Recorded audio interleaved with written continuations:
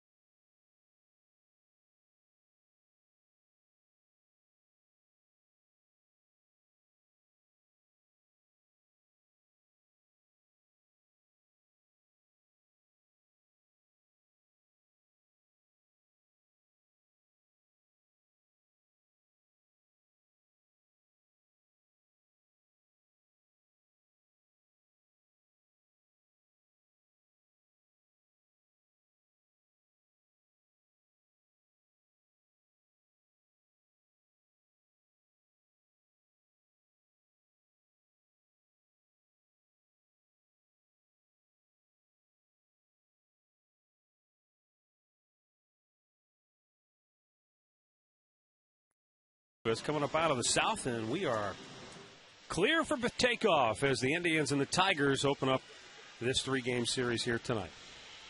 Detroit comes in with 80 wins on the year, 75 losses. They are currently 3 games in back of Chicago for second place in the AL Central. Indians, meanwhile, 1.5 lead over Kansas City in 4th place in the division. Tribe. And the Tigers, both with extended winning streaks now. Detroit has won 4 straight. Indians have won their last 3. Carlos Carrasco about to make his warm-up tosses. With that, we'll look at Jim Leyland's starting 9 for Detroit. It will be Austin Jackson, followed by Johnny Damon and Ryan Rayburn. Miguel Cabrera, AL MVP candidate, bats cleanup. Then it's Johnny Peralta, Brandon Inge, Alex Avila, Casper Wells, and Will Rhymes. Well, tonight's starting pitcher, brought to you by the Indians Team Shop, is Carlos Carrasco, making his 6th start this year. And if you'll get 2 free tickets if you spend $50 at any Indians Team Shop, and you've got a couple more games to do that in. Carrasco making start number 6, 1-1. That loss came in his last start against the Minnesota Twins.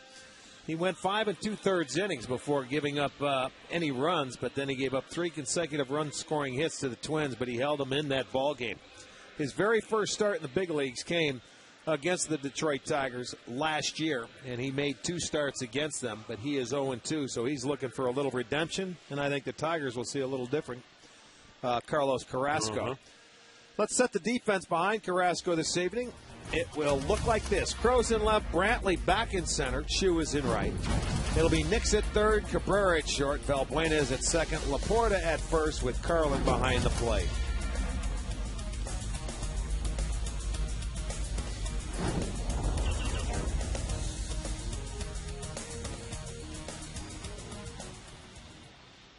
Mike Tamiro will call the balls and strikes. Tim Welke is at first, Jim Reynolds at second, and Bill Welke down at third.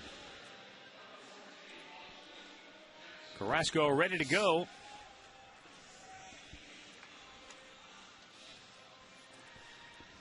He'll be facing Austin Jackson to start the game. And this guy very much in the conversation for the American League Rookie of the Year honors.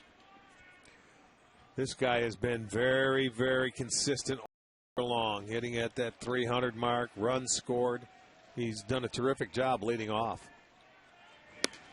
And he's done all of that and more against the Indians. Yes, he has. He's played very well. Batting .397 against the Tribe. He's hit in 12 of the 14 games played against Cleveland. Strike called to the outside edge to even the count. A terrific outfielder. He has made some beautiful plays against the Indians, and that's a very spacious Comerica Park that he roams out there in Detroit. He's the guy who made Curtis Granderson expendable. Didn't know it at the time. No. I think they do know it now, though. I think if you talk to the Yankees, that may be, and not that this is a no knock on Curtis Granderson because he's had a nice year for the Yankees, 21 home runs, and he's come around. But would the Yankees love to have this guy back if they could? Carrasco with a long look in. And now the 1-2 pitch. The only thing I would say counter to that, Rick, is that when you're the Yankees, you'd much rather have the known quantity as opposed to the unknown quantity. And I suppose that's a big reason why they made the deal. That's how it's always been in New York. You know, they want you're right, they want the names.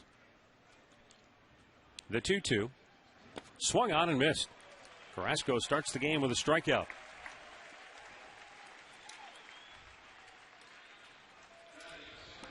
Getting Jackson to chase that breaking ball. Good breaking ball.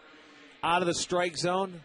And he normally doesn't chase out of the zone, but that's a very sharp, biting breaking ball. Strikeout number 1 for Carrasco.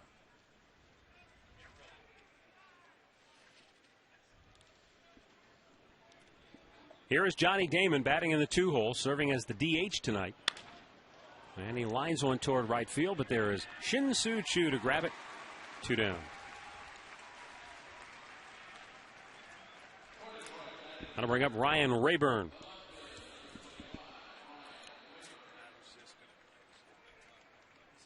Rayburn, a former 5th-round pick of the Tigers back in 2001.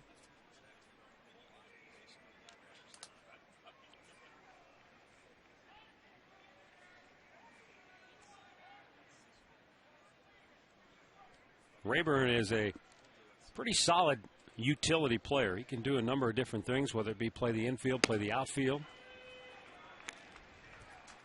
And actually last year he was their best hitter against left-handed pitching.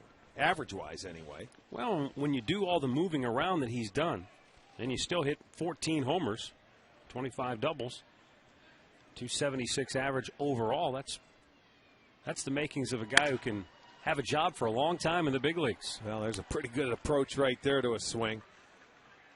Going the other way, finds a base knock. First hit for the Tigers.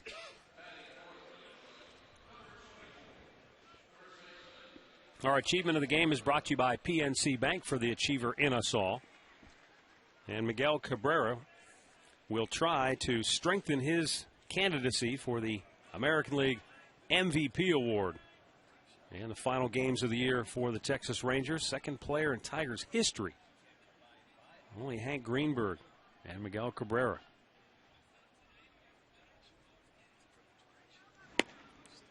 Miguel Cabrera leads the American League in runs batted in. 7 ahead of A-Rod, 8 in front of Jose Bautista. Also leads the league in runs scored.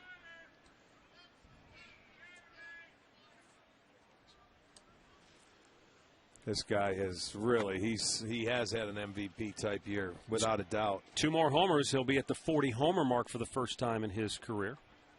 He's second in the league in doubles, only 1 behind Adrian Beltre and Evan Longoria. On base percentage, 31 intentional walks, so teams have pitched around him. But he has maintained his stroke. Extra base hits, he's up there. He's had a phenomenal year. Popped him up.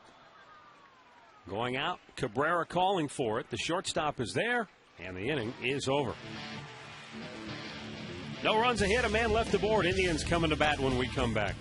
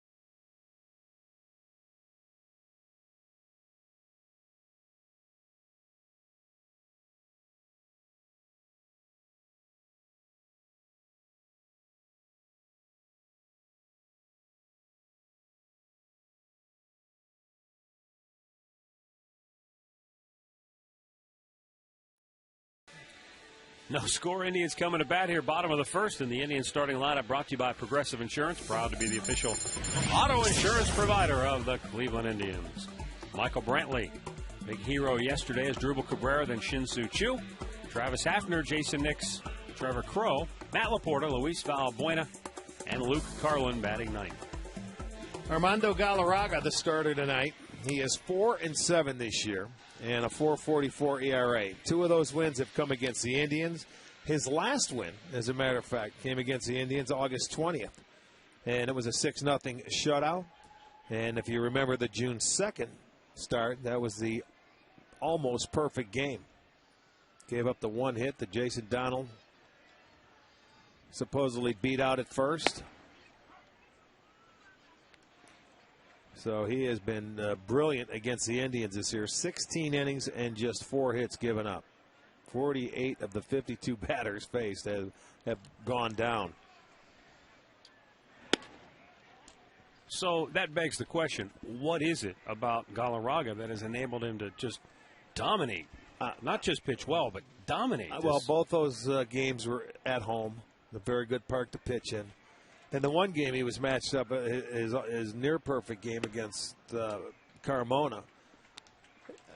what do you have, about 75 pitches going into the 9th inning? I mean, he was just pounding the strike zone. Hitters were making outs early.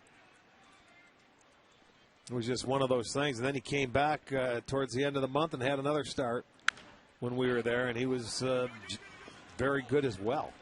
Running an elevator shaft right there, but it lands behind the screen. Avila, it could have landed right on top of him, and I'm not sure he would have seen it. Well, it's that time of night, I guess, with the clouds up there. And as we said. Oh, Kerry Kems, how about that? Boy, oh boy. Is that guy? Nice job, Kerry. Uncle Kerry. Nicely done. A heart of gold, that guy. Yes, he does. He gives the old parade wave. 2-2 pitch. Brantley slicing it out of play.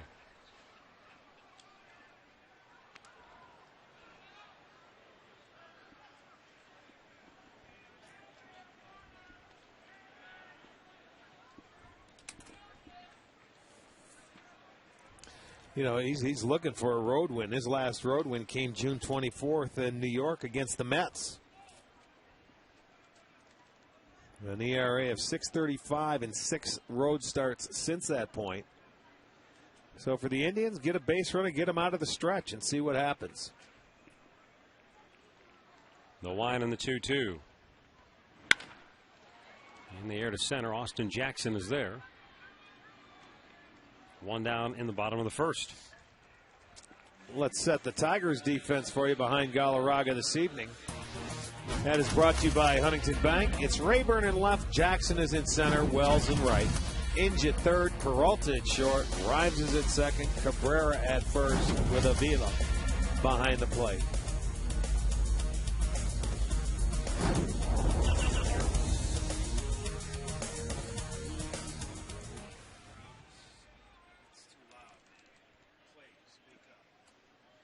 Here's Asdrubal Cabrera looking at a first pitch strike over the outside part of the plate.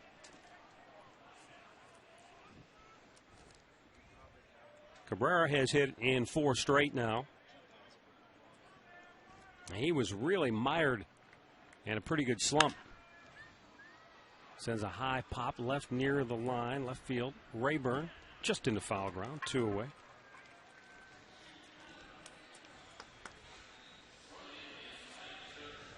That will bring up Shin-Soo Choo.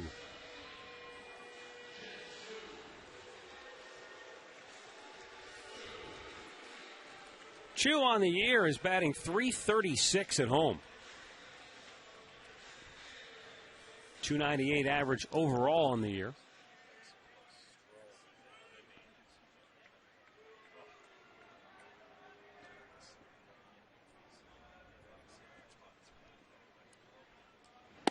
And Galarraga misses down and away for ball 1.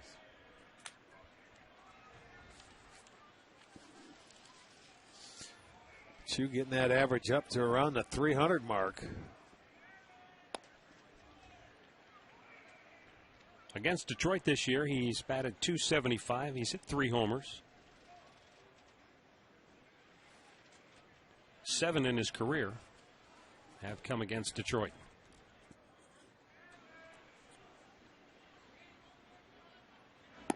That's low. 3 balls, no strikes. Travis Hafner waits on deck.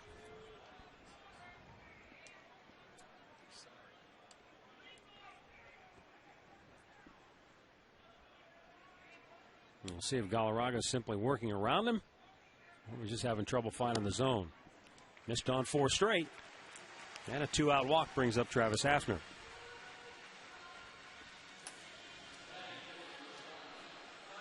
I don't think he was intentionally trying to be careful or work around him. You wouldn't think you'd be doing that in the first inning. No, of the game, not really. No, I wouldn't think so. You just want to make a good pitch. You don't want to leave anything middle of the plate, because I'm sure on their scouting reports, you know how he hit Kansas City. He was coming off Player of the Week prior to the week before that, so they were just being a little extra careful, I believe. Choo takes off. The throw not in time. Stolen base number 22 for Choo, and a 2-out steal puts him in scoring position for Hafner. And by the way, Rick, that's the first walk Galarraga has issued against the Indians this year. Yes, Another look at is. that stolen base courtesy of Saucony Shoes, dedicated to inspiring every runner every day. At Saucony, we run.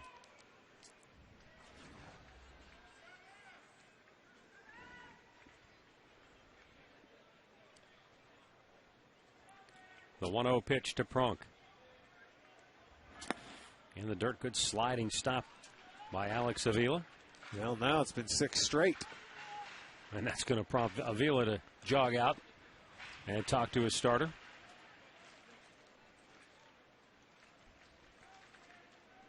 Avila figures to be the Tigers' starting catcher next year. Gerald Laird, who they signed a couple of years ago, has really struggled offensively. This year he got off to a miserable start and just continued to press and then started splitting time. And right. Well, I heard the last time we were in Detroit that they were going to make a run at Victor Martinez, who will be a free agent. The 2-0 to Hafner. And a called strike. Well, the one thing about the Tigers, they have shown in the past that they'll go out and spend, and sometimes spend a lot to get the guy they want in free agency. Well, they've freed up a lot of money at the end of this year with the Dontrell Willis trade that they made, and Nate Robertson's contract comes off. 2-1 pitch. Depending on what happens with Brandon Inge, there's more money that could be freed up if they don't re-sign him. Well, and you also have to think about Maglio Ordonez coming off knee surgery, where they picked up his option last year when they made it a big deal. Mm-hmm. Remember when? So they will free up a lot of money. Now, how much they want to go back into it is yet to be seen. And if Boston wants to keep Martinez, they'll have to compete with them. them. Well, they were talking about it, and Boston, to this point, has only offered him a 2-year deal to this point. The 2-2 pitch. Hammered down the right side, but foul. Well, you know, the thing about Boston, though, is they could always come back and amend their offer. But you wonder, the one thing you wonder about with players is, does Victor now feel slighted? Well, and could that potentially play a role going into the offseason? You know what? I think emotions, you can't negotiate during the season. You have to wait till it's over with and see what happens. You know, they may have offered it now of good gesture so everybody can see that they want Victor to stay. But true negotiation will start when the year's over. 2-2 fouled away. Now, whether he's slighted or not, it may be. Who knows? I've always felt like you have a contract, you finish out the year. When the year is done, that's the time to negotiate. You have all winter.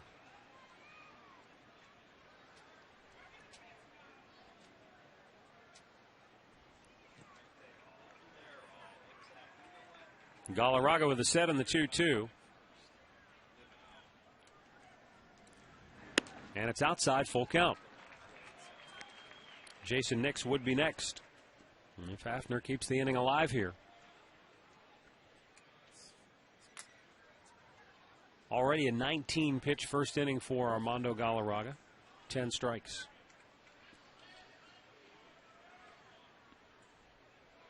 With Chu in scoring position, the payoff pitch. And it's ball 4. So after going 16 2/3 innings against the Indians this year without issuing a walk, he's walked back-to-back hitters. And with 2 on and 2 out, Jason Nix will be the batter.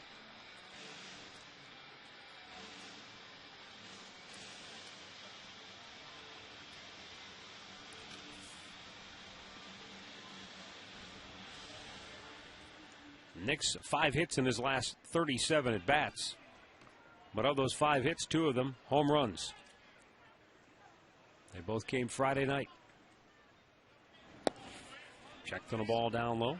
He did not go around. Nix has been a .280 hitter with runners in scoring position. There's the check. Well, looked like he was able to hold up.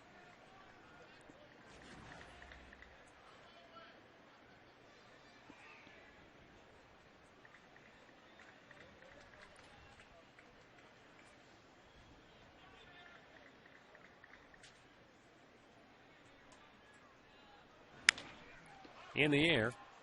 Tough play near the line. Long run for everybody. And it's Cabrera who just casually reached out and snatched it for the final out of the first. No score after one.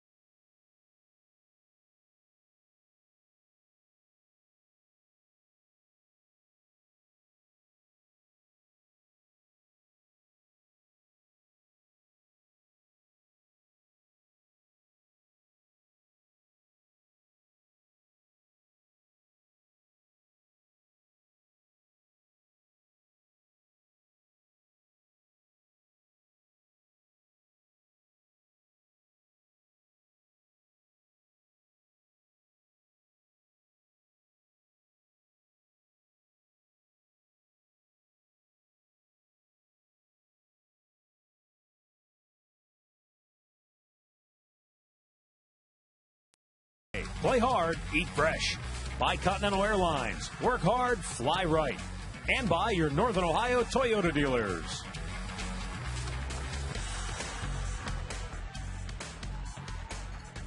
Second inning here at Progressive Field. Johnny Peralta, Brandon Inge, and Alex Avila for Detroit. Peralta, signed originally by the Indians, developed through their farm system. Promptly lines a base hit toward right center field, and that is vintage Johnny Peralta right there.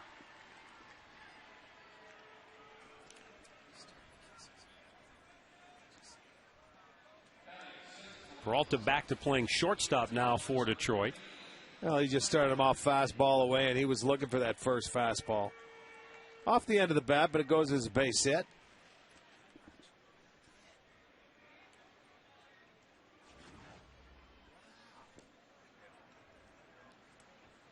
Brandon Inge could be playing in his final games as a Detroit Tiger. Up high, ball one.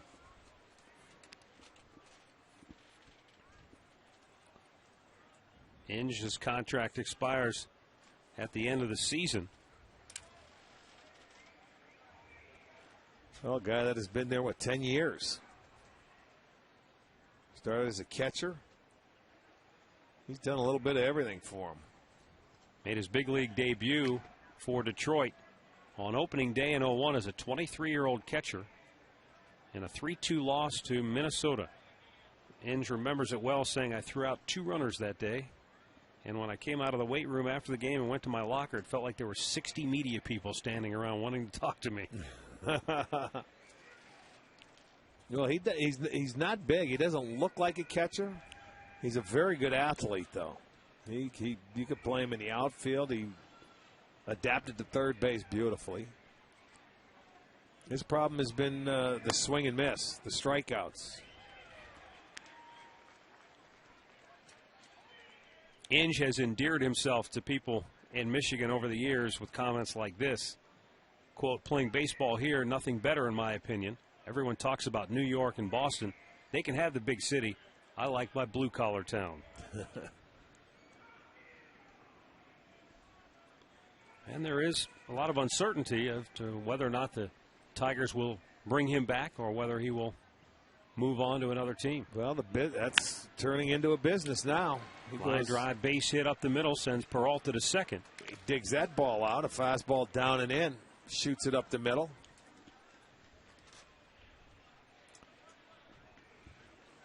The third hit now for the Tigers. Watch his hands come inside. Pull it. Get him out of there. He's a good low ball hitter. You can run that four-seamer by him upstairs. He'll swing and miss a lot. But down in the zone, he likes to drop the bat head. Did a nice job of getting his hands through. Catcher Alex Avila.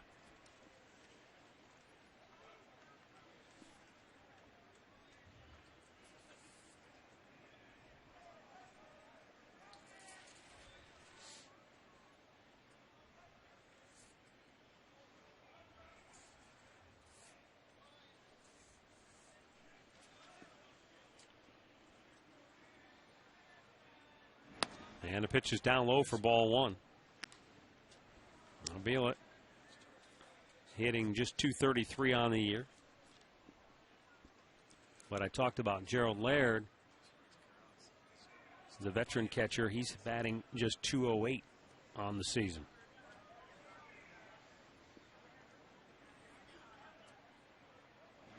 Swung on and missed. Through it all, Gerald Laird has kept a very good attitude about things, saying, you know, I started the season 0 for 14 at the plate.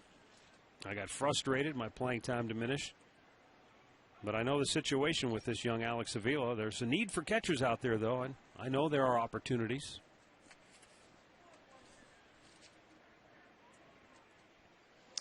Well, first and foremost, if you're a catcher and you're a decent defensive catcher, can throw runners out, you'll always have a job.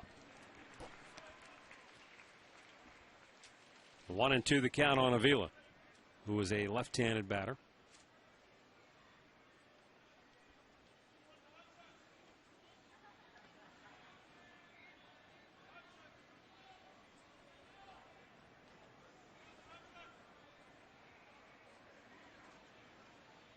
The set on the 1-2.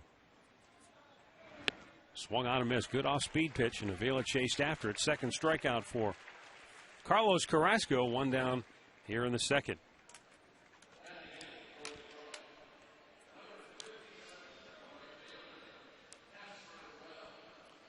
That's going to bring up Casper Wells now for Detroit.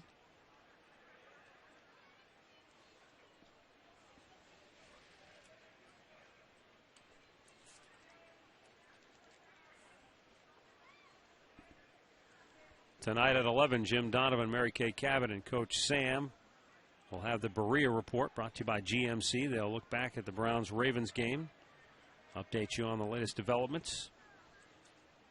The GMC Berea Report tonight at 11 right here on STO. Swung on and missed. Browns had a heartbreaking loss in Baltimore yesterday.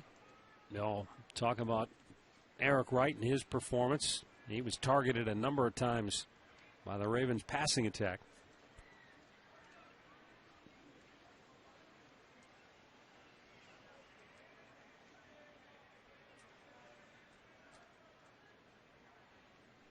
The 0-1 pitch, bouncer foul. Of course, you're always looking for the silver lining. If there was a silver lining for the Browns, Peyton Hillis, the running back, continues to shine bright. 144 yards on the ground. Against that defense, mind you. That's one of the better run defenses in the game, isn't it?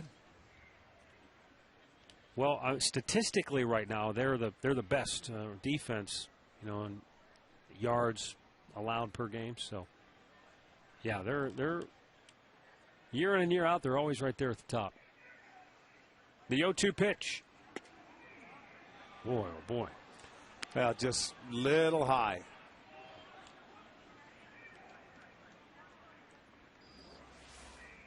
Little upstairs, and that might have been inside, but there it is. That was an awfully good pitch, though.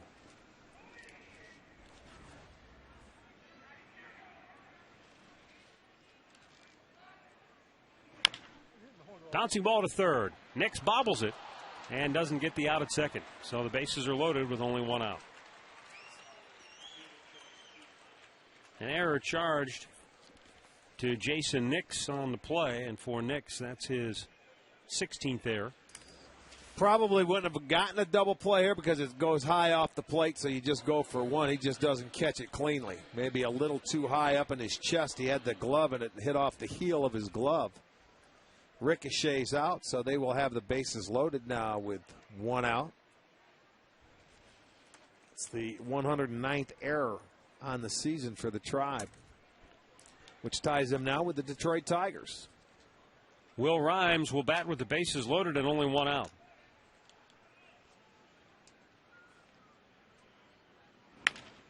Double play ball hit to second. Get out of it, Valbuena baby. to Cabrera. Back to first. Inning over. 4-6-3 on the twin killer.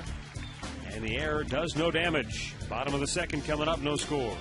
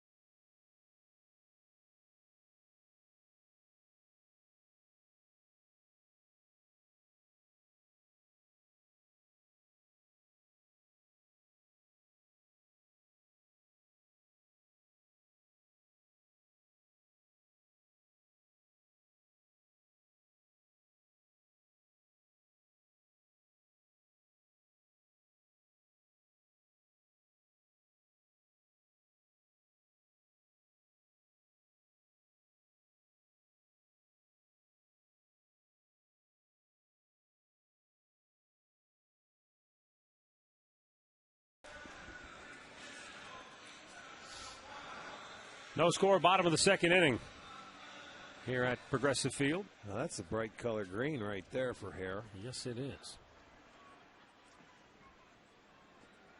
Trevor Crowe swinging a hot bat right now. A 12-game hitting streak. Batting .353 during that tear.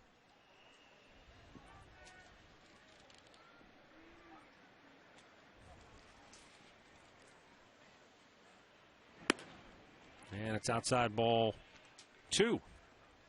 I can tell you right now, from watching Galarraga the first 2 times he pitched against the Indians compared to now, he's nowhere close as far as throwing strikes goes. Still looking for command. In off the plate.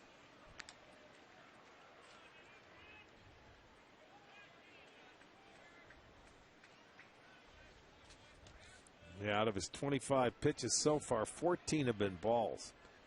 So he's still looking for command of the sinker.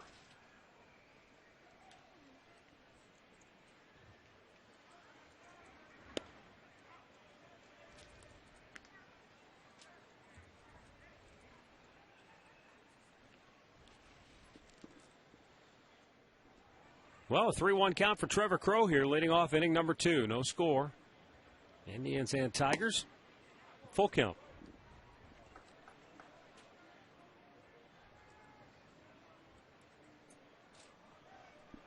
Matt Laporta waits on deck, then Luis Valbuena here in the second.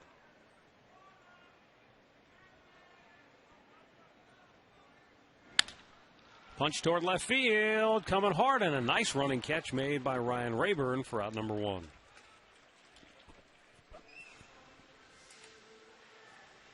Time now for the AT&T Trivia question. AT&T Rethink Possible. On this day in 1984, which player hit a walk-off home run in his only at-bat with the Indians? This is a good one. I've heard this one before. 1984. Mm-hmm.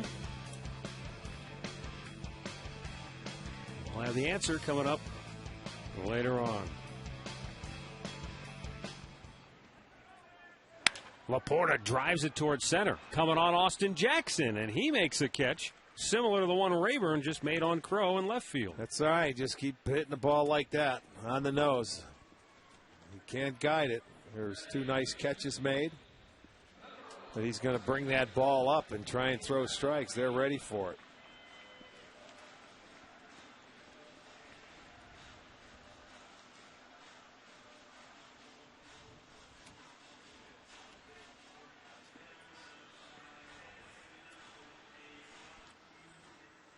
Luis Valbuena with 2 down and the bases empty.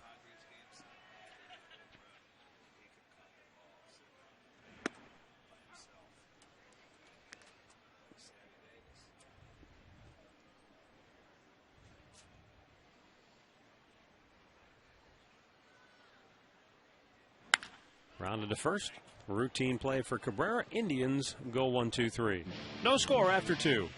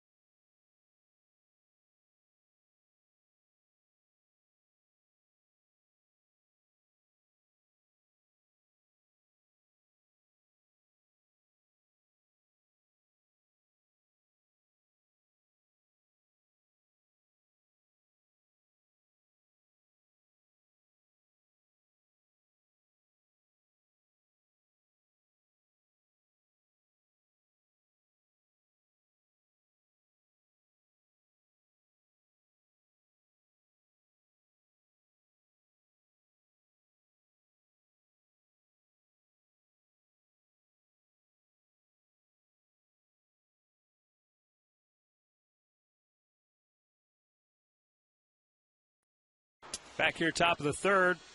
Stay tuned later in the game to see our Miller Taste Greatness moment.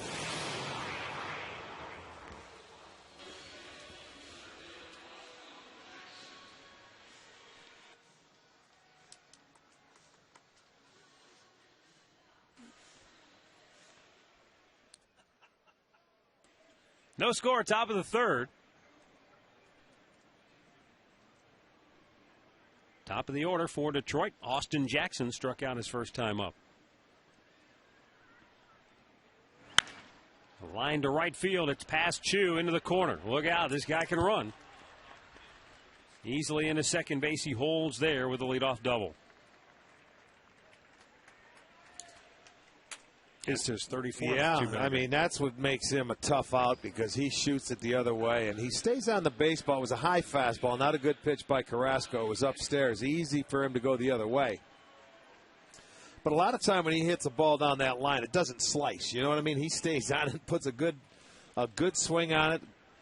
Gets good wood to that one and will cruise into second base for the leadoff double. Johnny Damon line to right his first time up.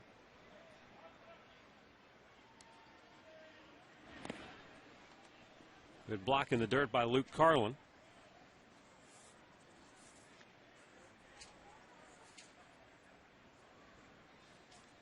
Johnny Damon is a impending free agent. And based on what happened to him last year, I think it may have an influence on this upcoming offseason. He said recently, quote, you want to know as soon as possible as a free agent because the jobs go pretty quick. I've enjoyed my experience here in Detroit. I'd like to come back. But remember, a year ago, he kept holding out. His agent was telling him there was a pot of gold at the end of the rainbow. And well, they tried to play him, and get him back with the Yankees, and they said, no way. Not that he's hurting, mind you. No, but I mean that's the way the game's going now. Johnny, he's on the downside of his career. Let's face it, he's had a terrific career, man. He had been a great leadoff hitter for so many years with a lot of different teams, starting with Kansas City, with Oakland, everywhere he went, Boston, New York. But he's on the downside, and he demands a high dollar price, and he thought he was going to get more money than what he thought playing with the Yankees last year, and it just didn't pan out. He was fortunate enough to land in Detroit. They took a flyer on him. And, it's not that he's done a bad job, but, I mean, his bat speed isn't what it once was. He's hitting .274. He has 34 doubles, 48 ribbies, and I guarantee you he's a great guy in the clubhouse, as far as those young players. I'll bet that guy on second base, Austin Jackson, certainly appreciates him. Punch towards center, coming hard. Brantley makes the running grab for out number 1.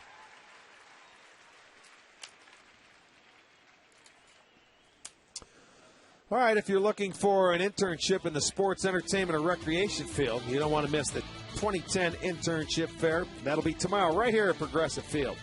Several of the area's top employees, including the Tribe, Cavs, and Monsters, will be on site. Tickets are just $30 per person. It includes a dinner buffet and a ticket to tomorrow night's ball game right here against the Tigers. Visit Indians.com/internship to register. Ryan Rayburn singled his first time up.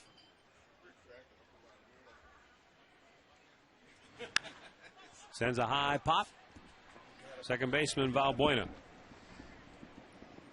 2 down. That will bring up once again Miguel Cabrera. Cabrera popped up to the shortstop as Dribble Cabrera, his first time up.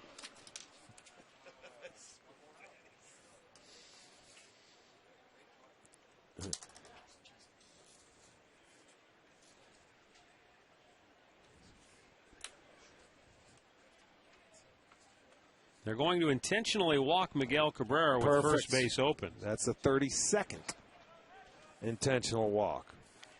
He now needs 2 to tie Ted Williams' American League record of 34. How about that? I mean, 34. I mean, that is a lot of intentional walks. Now, the statistical database for that particular record does not go all the way back to Babe Ruth, but that's still pretty good company. Yeah, in this league it is. Look at the National League. We were looking at the numbers, and what is it, 120 intentional walks? And that was the Bonds, I think, back in 04. Does that count? National League. Bonds, that counts?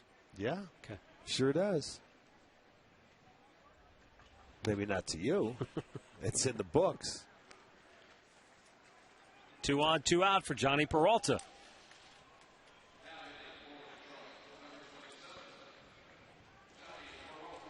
Peralta, an opposite field base hit off the end of the bat, his first time up.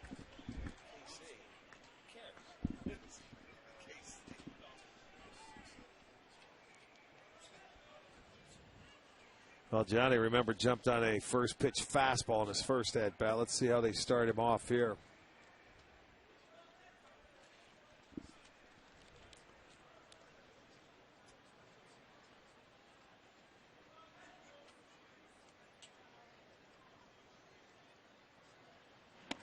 Inside for ball 1.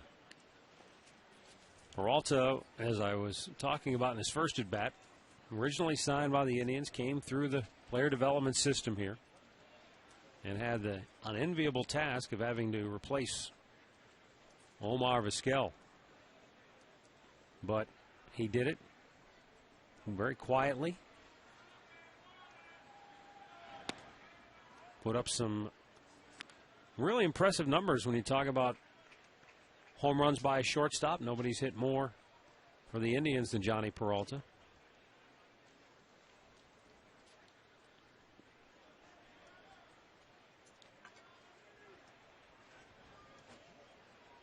Be interesting to see if he ends up staying at the shortstop position for Detroit next year. Yeah, that's right. You know, I mean, he's done a decent job since going over there. And with Inge at third base, you already talked about him. That could be the whole left side of that infield if, you know, they don't pick up contracts or they don't try and sign them. Peralta has an option for next year. There is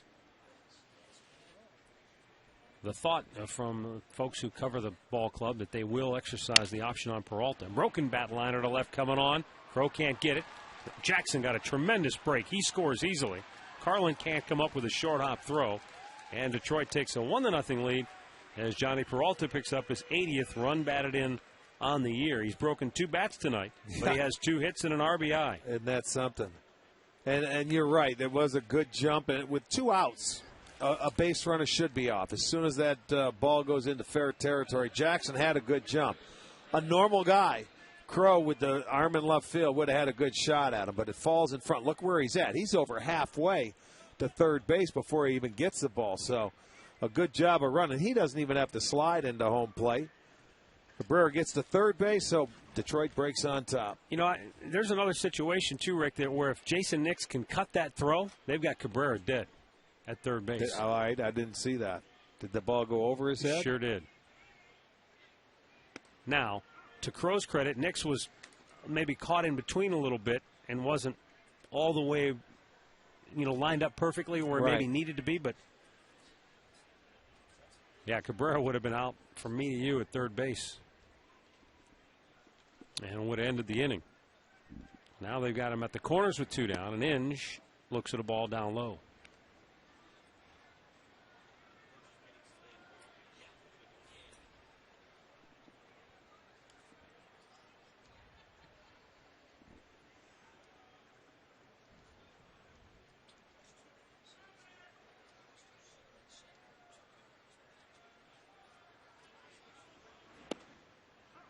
And a strike is called.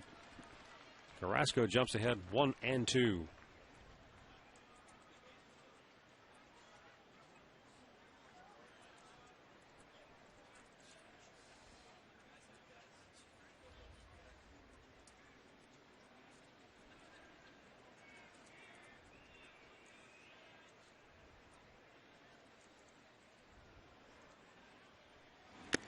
Got it. Foul tipped it into the glove, and the inning is over. But the Tigers take the lead on the Peralta 2-out RBI hit. 1-0, middle of the third.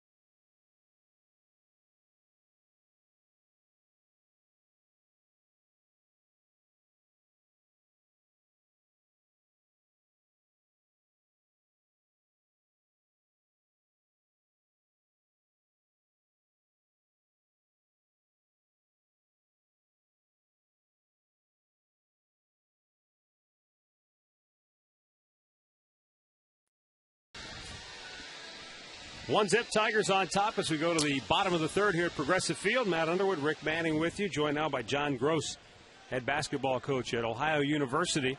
Bobcats coming off an impressive season a year ago, one that saw them run roughshod through the Mid-American Conference tournament And then you dumped Georgetown on their head in the big dance, and then fell ultimately to Tennessee. But what great experience for a lot of your kids, huh? Unbelievable experience, Matt. I will tell you that a lot of those games in the MAC tournament didn't feel like we were running roughshod. That's why I don't have as much hair these days. But it was a heck of a tournament run by our guys. Well, I think if I remember right, you went in as the 9th seed. We did. Yeah, we were the 9th seed and had to beat Ball State on the road to get to Cleveland and participate in the tournament. And then you knocked off the number 1 seed Kent, the number 4 seed Miami, and the number 3 seed Akron in overtime in the championship. The overtime game against Akron is one of the best, maybe the highest level basketball games I've been a part of as an assistant or head coach. It was a high level game, and fortunately we were able to win it. Nice to get on a roll like that, isn't it, when you're playing and everybody's got the confidence and everything's just going right for you? No question about it, Rick. It's we got playing well at the right time, and our guys started to feel the momentum once we beat Ball State and played really well against Kent State and felt like at that point that we could beat anybody. And that's the attitude I guess you have to have when you go into the NCAA tournament. You do. Anytime you're in a one-and-done setting, obviously you're trying to manufacture your best every night out, and we were able to do that for obviously several games during that stretch. How many players did you lose from last year's roster? We lost 2 guys. Armand Bassett's going to end up playing overseas in Israel, and we lost our center, Kenneth Van Kempen, who's going to play overseas in Holland. And 2 important pieces, but we've got some young guys, and most importantly, played a lot of freshmen last year that I'm telling them they're not allowed to be called young guys anymore. I mean, they gained valuable experience through the MAC tournament run and playing, obviously, in the NCAA tournament. This is probably not a revelation to anyone who follows the Mid-American Conference on a regular basis, but the juggernaut of the regular season and the tournament, the experience that you get going through that very competitive league, ultimately gives you the confidence when you get into the tournament that you can play with anybody, because the MAC has gone into the big dance before and knocked off some of the heavyweights. No question. The league schedule, Matt, gives us that advantage. I mean, it's a fist fight every night. The one thing I've learned coaching now 2 years in the league is that about every game you're going to be in comes down to the last 4 minutes. So you've got to execute late game, and it's a very difficult league. There's good players in the league, and there's a lot of very good coaches. They got to be good foul shooters, too, because that's what it comes down to, too, in the final 2 minutes, doesn't it? No question, Rick. That's a big thing. We were able to make free throws late in games last year during the run, and it's so instrumental. The balance of the league, it seems like year in and year out, there's no big dog. I mean, everybody seems to be scrapping and fighting all through the regular season and even into the conference tournament. So you go in every year, and everybody probably feels like they've got a chance to win it. Yeah, I think it makes it a special tournament. As we mentioned earlier, there's a lot of parity in the league, a lot of great coaches, a lot of very good players. And on any night, anybody can win if you don't bring your A game, which, makes it very obviously competitive and very challenging. We're excited, of course, here at Sports Time Ohio to be the home of the Mid-American Conference. We'll be televising a number of football games this year, and also into the winter. Come basketball time, I'm sure the OU Bobcats will be on the schedule. Yeah, we've got that came out here recently, and we're thrilled to sharing that partnership with you guys and with Sports Time Ohio, and we're thrilled that I think it's going to be great for our league, not just great for Ohio University, but great for the Mid-American Conference. I want to see before he puts it in place, so we don't get to the third out here. How tough is it to recruit when you're going in the state of Ohio, and how far do you go to try and get some of your players? Well, we've been fortunate. A majority of our guys come from the states of Ohio and Indiana, and just because of our relationships and backgrounds there, or certainly neighboring states. And every once in a while, we branch out, Rick. Wherever there's a player, we'll get on a plane or drive a car to get there, right. and trying to find the right fit, for our university and our basketball program. So we've been very fortunate. Obviously, when you make a run like we did this past season, that certainly helps, helps recruiting, and most importantly, helps the university. It's a great, great vehicle for certainly selling how special a place Ohio University is. There's a payoff pitch to his dribble, Cabrera. And he fouls it back. And you're here tonight with your brethren. Are you guys talking X's and O's? Are you not sharing any secrets? up in the suite tonight? Not a lot of X's and O's tonight. A lot of different topics, but everyone's kind of got their playbook in their back pocket locked up. That's all right. I'm surprised Bart Swain's not over here claiming you tonight. Is that right? Yeah, Bart was Ohio an guy. Yeah, yes, he was. Yeah. He claims to have gone to Ohio University. Yeah. I'm not sure if we have confirmation of that or not. But that's got to be a lot of fun. I mean, you guys are intense competitors during the season, so to have a night like this where you can just kind of break bread and hang out, and you're not at each other's throat for one time. Yeah, much more relaxed environment than it is for sure, Matt, on game night, and it's good to get together. We do it a couple times a year, and I think everyone certainly in our league has the best interest of the Mid-American Conference in mind as we continue to move our league forward. What's it been like, John, to have the conference tournament here in Cleveland to play at the Q? Matt, honestly, it's funny you asked that. I told someone earlier. I mean, I've had a lot of unique experiences as an assistant coach playing in different conference tournaments or coaching in them. And first time I coached in a tournament here, it just, reeked of big time. I mean, it really did. I mean, to be able to have Quicken Loans as a partner with our MAC tournament and the city of Cleveland and I know my wife, who certainly did a lot of shopping last year during the run, certainly enjoyed it.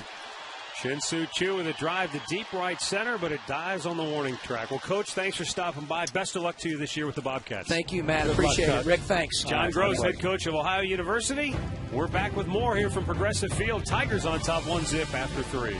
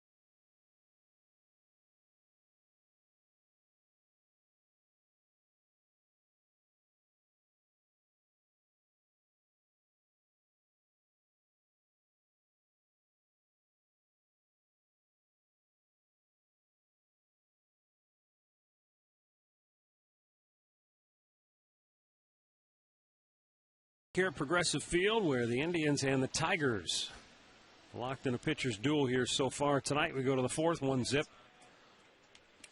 Tigers on top, bottom third of their order due up. Alex Avila, Casper Wells, and Will Rhymes.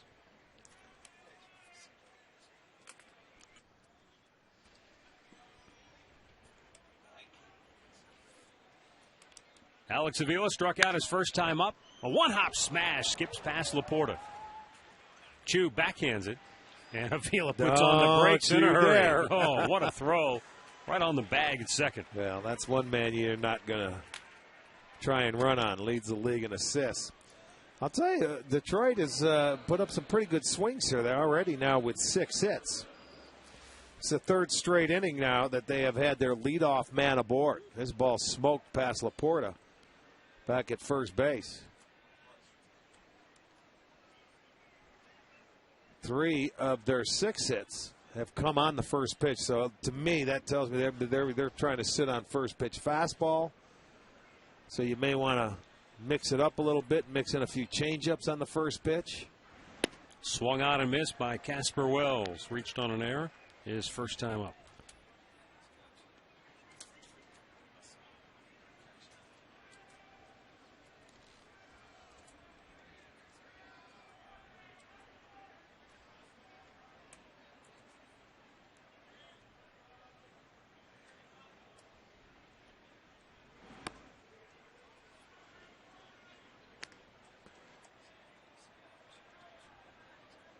Casper Wells was a 14th round pick of the Tigers back in '05 out of Towson State.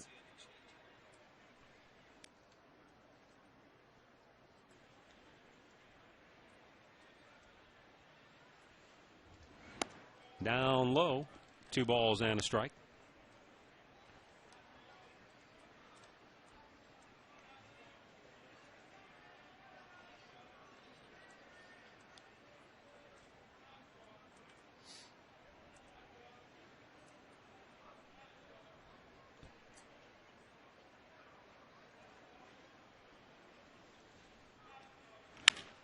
Hard ground ball foul wide of third. Tigers certainly have to like what they've seen from Wells so far, batting .346, and that's not just a couple of weeks worth of games. He's 78 at bats in 31 games coming in.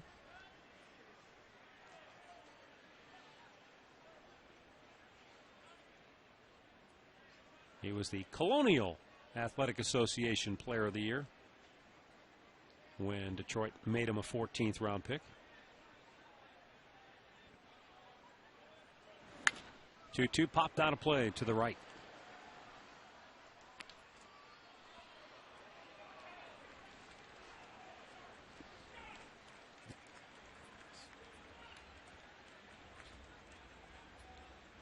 Boy, it was good to meet John Gross, a basketball nice coach guy at the Ohio University. And I'll tell you what, it seemed like we just started football. Now we're already talking about basketball being right around the corner. I know it. That's the end of the season, Matt. That's what happens. In the hole, a base hit for Wells. He is 1 for 2 on the night.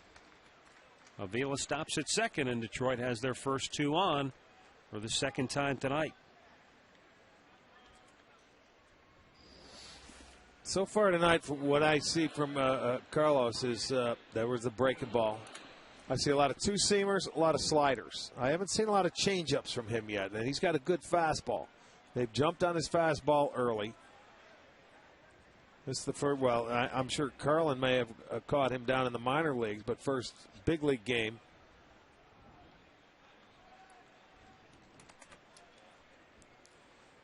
Will Rhymes hit into a double play to end the second inning, his first time up.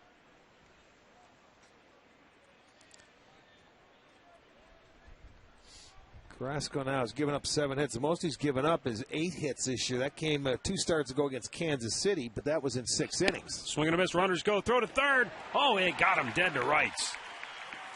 Alex Avila is nailed at third. Well, that was a hit and run.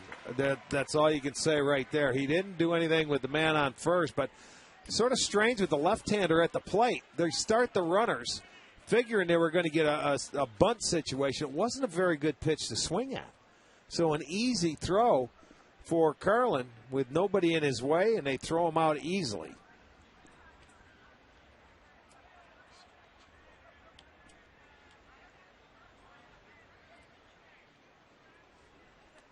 You know, you're thinking bunt situation. I'm thinking what he might have felt that they were just going to groove a fastball for a bunt. So he put on the hit and run. He hit into a double play in his last at-bat on the first pitch. Well, that's why I was thinking maybe that's why he put it on. Well, but he didn't get the pitch to hit. Maybe if he fell behind 0-1 or 1-0 or something like that. But, I mean, that's the chances you take as a manager. He's figuring, all right, he's going to get a good pitch, and look at that. There's a base hit in the the left. Never left. seems to fail, does it? Stop sign put on. Wells at third. Rhymes at first. 3 straight hits in the inning. 3 straight hits, but, you start the runner and throw it out. So that's a break for the Indians, a huge break. Double play could still get him out of the inning. Now, this is the pitch you wanted Rhymes to get on the first pitch. It was elevated, and it was another two-seamer. He has had his fastball up in the zone tonight from what we've seen in the past.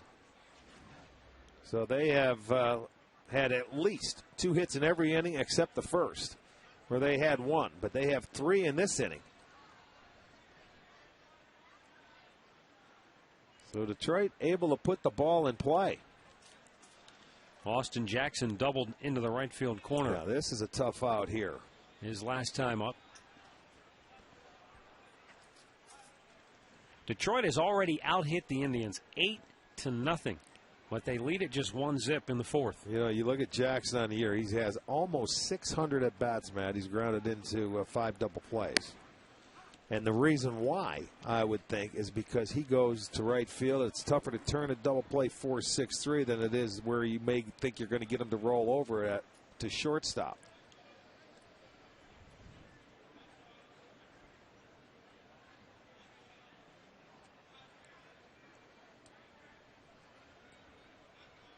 The 0-1. He hits it in the hole. That's what I'm talking about. RBI as Wells touches home. Stopping at second is Rhymes. 2-0 Detroit. Boy, he is a good hitter. There's nothing you can do. That went inside. Now, you see a lot of hitters may try and pull that ball or turn on it. He stayed inside the baseball and just pushes it into the hole. You see him? He didn't try and do much with it. That's a picture perfect swing in that situation. Yeah, his hands pinned to his right. side. He's going to get I mean, even if he hits it at the second baseman, they won't turn that double play and he'd get the run home. But he gets the base hit. It's now 2-0. Still only 1 out. Johnny Damon 0 for 2. Laporta goes to second for 1. A relay, not in time. No chance. Cabrera just hung on to it. 2 down. Runners at the corners, and we'll go back to the studios for an in-game update with Al Pulowski. Matt, the Yankees are trying to stay up there in the American League East, but Toronto is foiling the plan right now. And how about Buck? Has a home run tonight, 2 for 2 with 2 RBIs. Vernon Wells, 2 for 2 with 3 ribbies. 7-0 Toronto, 4th inning in Canada. Back to you, Matt. All right, thanks, Al. Tampa Bay, meanwhile, scoreless with Baltimore. They're already in the 5th down at St. Pete.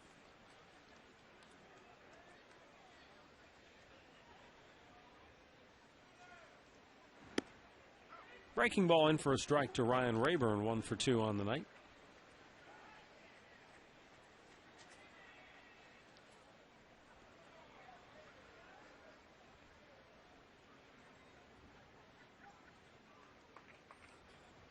The 0-1.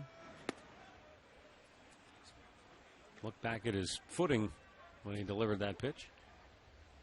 Philadelphia out in front of Washington, 1-0. They can clinch with a win tonight.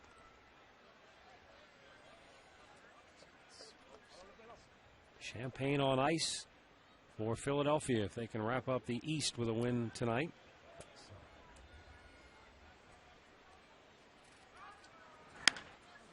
Jam job to third. Nix goes to second, and they just do get the force to end the inning. Tigers get a run. We go to the bottom of the 4th, 2-0 Detroit.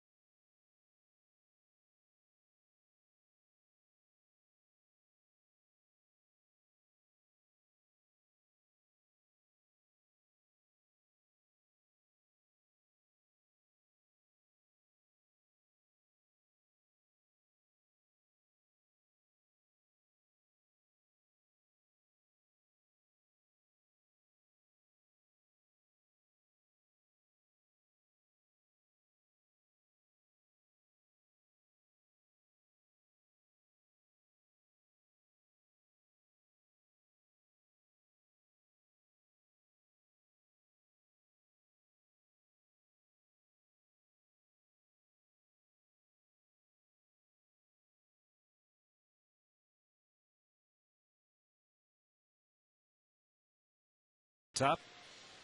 We go to the bottom of the fourth. Travis Hafner, Jason Nix, and Trevor Crow due up for the Indians. Hafner walked his first time up. Armando Galarraga has not allowed a hit through the first three. He has walked 3 here tonight.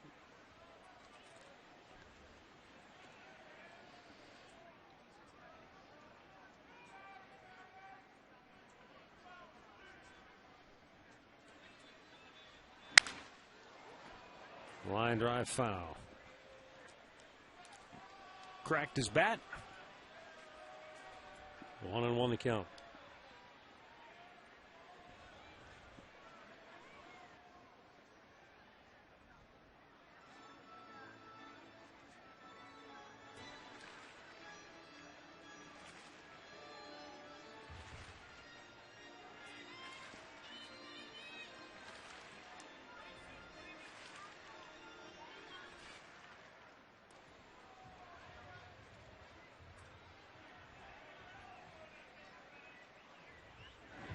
Outside, he missed 2 balls and a strike.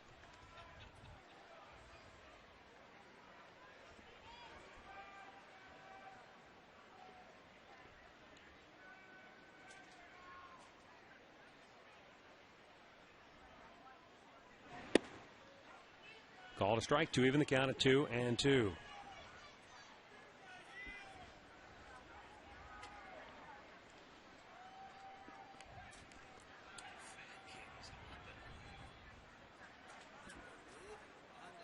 Here's the 1 and the 2-2 from Galarraga. And Hafner looks at a ball outside to run the count full.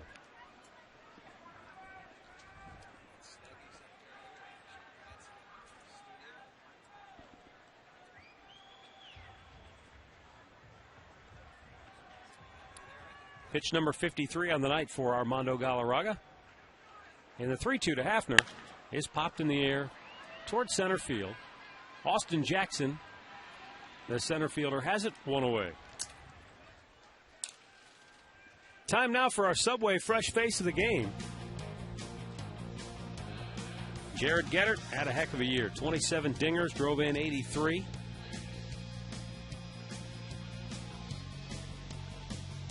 Subway Fresh Face of the game. Subway, play hard, eat fresh.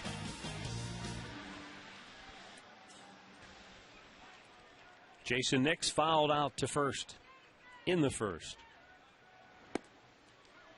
And looks at a strike. There could be a lot of managerial openings in the offseason. Just taking a look at, guys who are already in interim situations and guys who have already decided to hang them up. Jackson makes the running catch for out number 2. And there certainly could be more changes between now and the end of the season or into the offseason, but it's official in Chicago. Ozzie Guillen will be back to manage the Chicago White Sox. They stopped all that next year. speculation and everything that was going on. It's good. We didn't want to hear it when we go in there this weekend. Ozzie met both with the owner, Jerry Reinsdorf, and the general manager, Kenny Williams, and told the media afterwards he'll be back next year and hopefully for many years to come.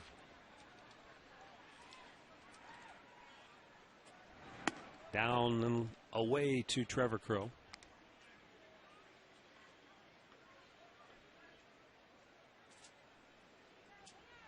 There was no talk in their meetings about a contract extension for Ozzie Guillen, but that certainly will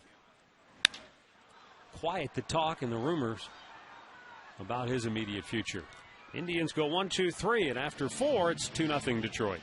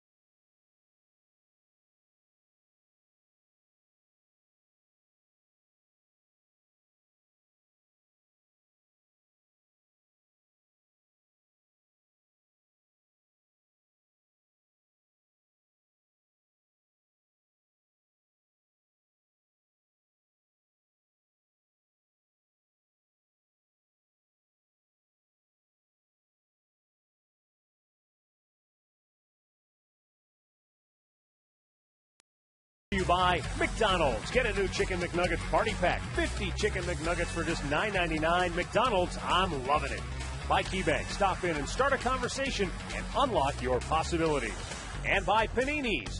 Paninis. Visit any of our 18 locations in Northeast Ohio, now including Twinsburg.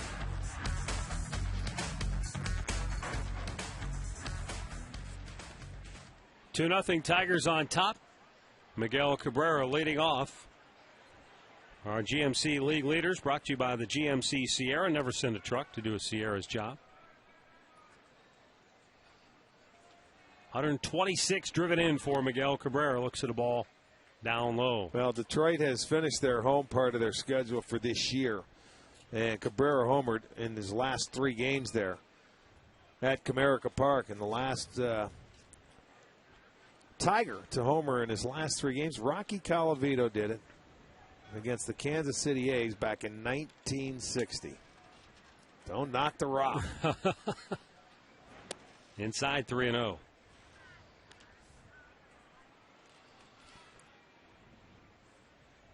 This guy, he really has maintained for, the guys pitching around him, and you had Brennan Bosch that was sitting behind him a lot of the year with the injuries. Swung on and missed, and Cabrera nearly came out of his shoes. Well, 3-0 pitch. He's looking for the one he can handle, and I'll tell you, Carrasco put it in a good spot inside, tied him up. Needs 2 homers to get to 40 for the first time in his career. Well, he's trying. Chops it foul. 3 balls, 2 strikes. Johnny Peralta waits on deck, then Brandon Inge here in the 5th for Detroit.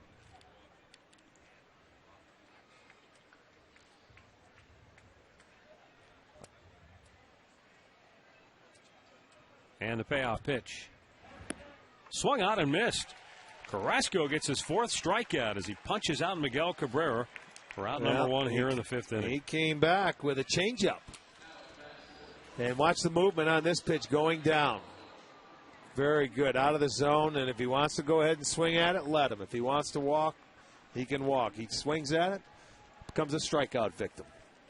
That'll bring up Johnny Peralta 2 for 2 with an RBI. Both times broke his bat. Yesterday was our final Kids Fun Day of the regular season. And, I'm sure you've heard us talk about Kids Fun Day. It's yeah, they run the bases after the game. Well, before the ball game, you've got the inflatables, right, and just a great day for families. And after the ball game, kids are allowed to come onto the field and run the bases. Now, kids are allowed to run the bases. Right. What in the world is our own buddy Jim Rosenhaus doing running the bases? You know what? I thought somebody superimposed that, but he was off and running. I just couldn't believe it. That's unbelievable. He was sitting out there. I think he waited till everybody left, and there he is sitting up in the radio booth right now. But, I mean, he was out there running the bases. As a matter of fact, I heard he knocked 2 kids over. Did he really? And he pushed them out of the way and just ran right over them. Did he go spikes up in the home plate? I don't know, but I'll tell you what, it was unbelievable. And we got to have a talk with Rosie when we see him. It's for kids. He's a kid at heart, I guess. Well, he's going to have to go to fantasy camp if he wants to run the bases like that. And he had a big smile on his face, too. Look at him. He is so embarrassed right now. Now the 3-1 pitch. Bouncer to third. Nix throws him out 2 away. Well, save big with Budweiser 2 for Tuesday. All take place tomorrow night at Tigers in Town. Get 2 tickets in the bleachers, $20 in food credit for only $32. That's a $28 savings. And for those of you out there who may not know, Jim Rosenhaus, a member of the Indians radio broadcast team, along with Tom Hamilton and Mike Hegan, does a terrific job. And also, he's going to school now for base stealing. He's coming to my camp. And Hammy, I know Hammy right now is putting it to him on the radio. I can see him smiling.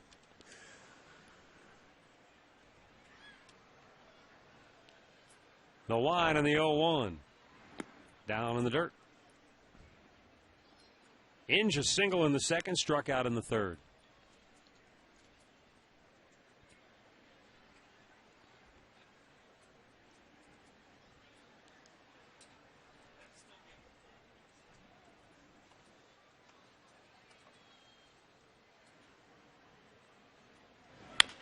Bouncer foul.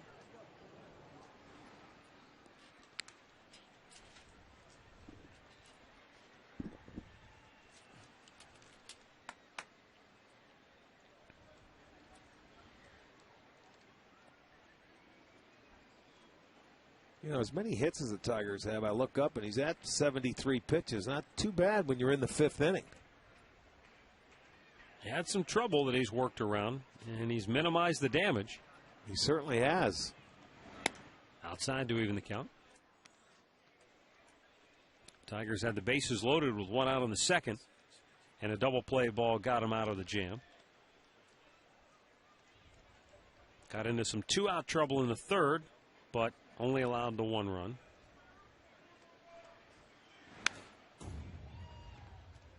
And that fourth inning really could have been disastrous too. But again, four straight hits to open the inning and only one run scoring.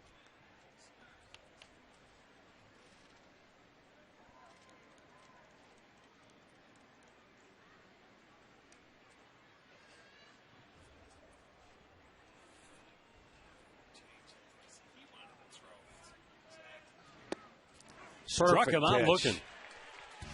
Tigers go 1-2-3 for the first time tonight. 2-0 Detroit. There's Rosie. He's upset.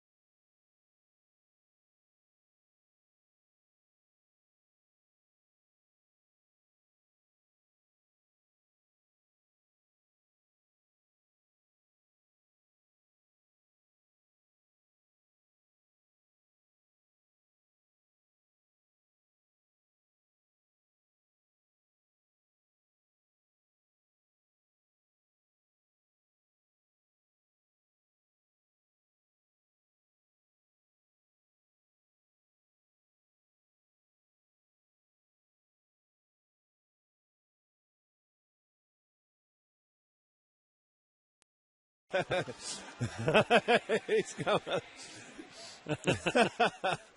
In between innings, he has to come in and he says, that was just wrong. We love him, though. Yes, we do. Matt Laporta, Luis Valbuena, Luke Carlin. Here in the fifth inning.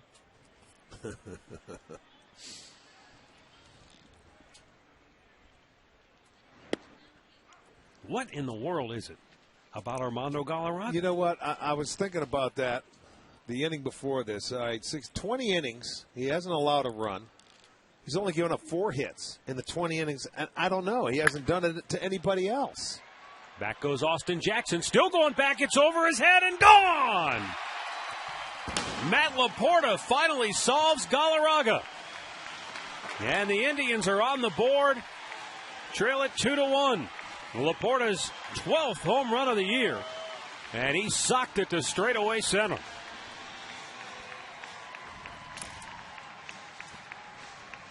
Well, their first hit, so you break up the no-hitter, you break up the shutout. This is going to be our McDonald's. I'm loving it. A pitch out over the plate. Laporta went straight away center. Jackson going back, and it just makes it over. It's a 2-1 game. They get in the run column. How about that?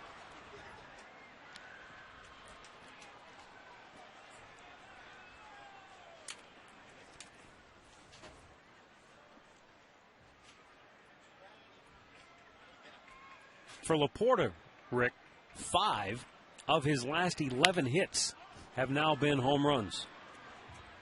Second baseman Will Rhymes, 1 away. 5 of his 7? 5 of his last 11 hits have been home runs.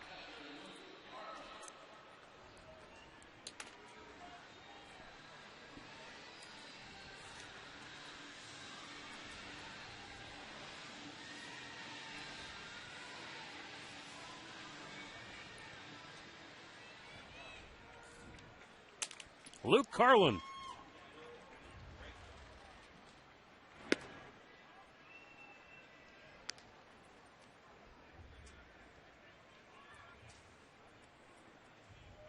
He was retired on a bang-bang play at first, and a nice job by second baseman Will Rhymes to flip the ball from his glove to the bag to get him.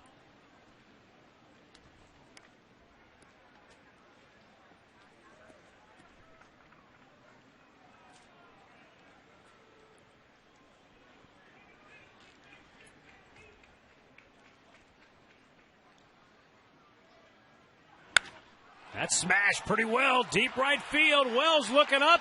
Gone to Souvenir City. Carlin's first home run as an Indian. We're tied at 2. Well, with all those hits that Detroit has, it's taken 2 swings for the Indians to get it even. Carlin gets his first home run, his second RBI, and the Indians have tied the score at 2. And I guess they had to see Bell high, middle of the plate. I guess they had to see one guy do it. And they do it with another swing. It is now a 2-2 ball game.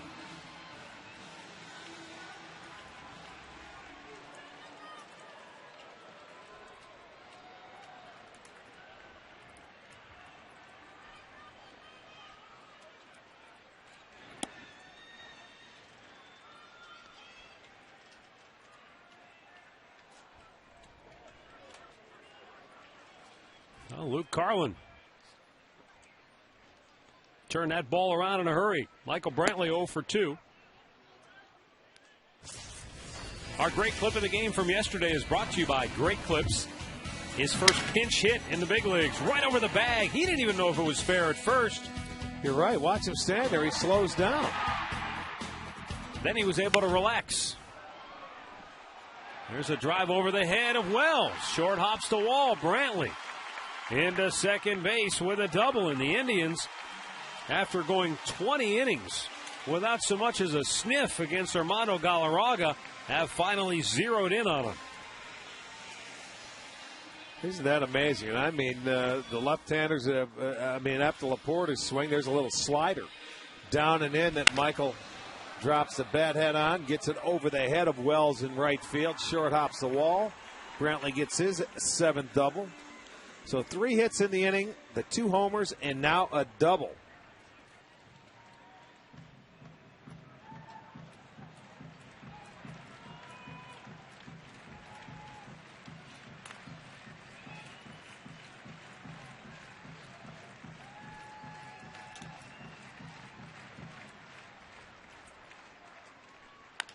Cabrera tries to shoot it to left, but there is Rayburn who will make the grab. And Brantley holds at second, 2 down. Well, we want you to fill the house for the Ronald McDonald House of Greater Cleveland. That'll be Wednesday, the final game here this year. 7:05 start. For every ticket sold, $1 will be donated to the charity. The Indians have done that all year long to local charities. So call 216-420-HITS. Visit Indians.com. On Wednesday, it's the Ronald McDonald House.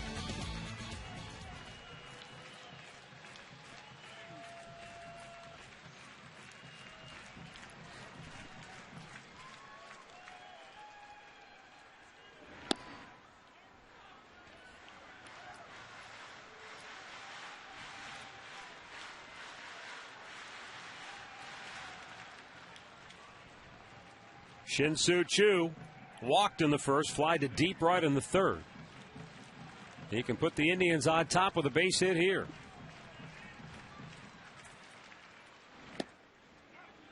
And a strike is called to even the count.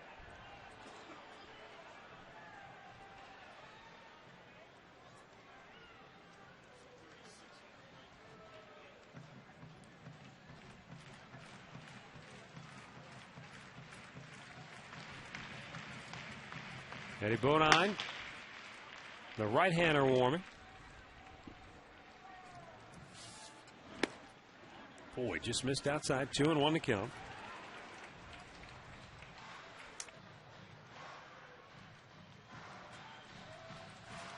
Brad Thomas, the left-hander.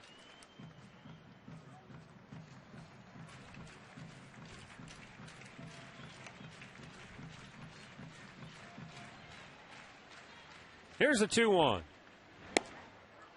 And another strike call to even the count. Those 2 home runs given up by Galarraga in the inning have given him 19 on the year. He has given that up in 136 innings. Jeremy Bonderman leads the staff with 25 in just about 167 innings.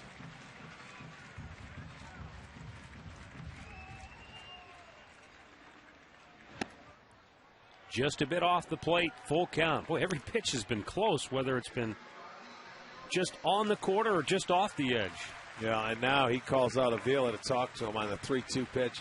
Remember, first base is open, but you still have Hafner lurking in the on-deck circle, the left-hander.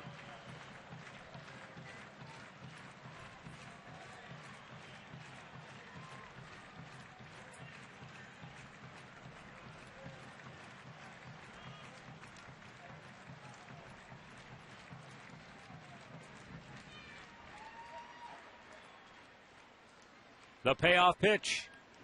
And it's ball 4. That's the 4th walk issued by Armando Galarraga tonight. All 3 hits allowed have come here in the 5th inning. And for the first time this year, the Indians have crossed home plate with a couple of solo homers and a chance to take the lead with a 2-out hit now. Yeah, they need a big inning. Well, let's send along some birthday wishes to Ezram Goldsmith of Bedford Heights, who is turning 7 tonight. Ezram, happy birthday to you, and a very special get well wish to Doris Saban.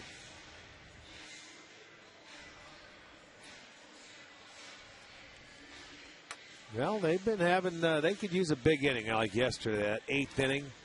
Not only did they tie it up at 3, they added another 2, another big base hit.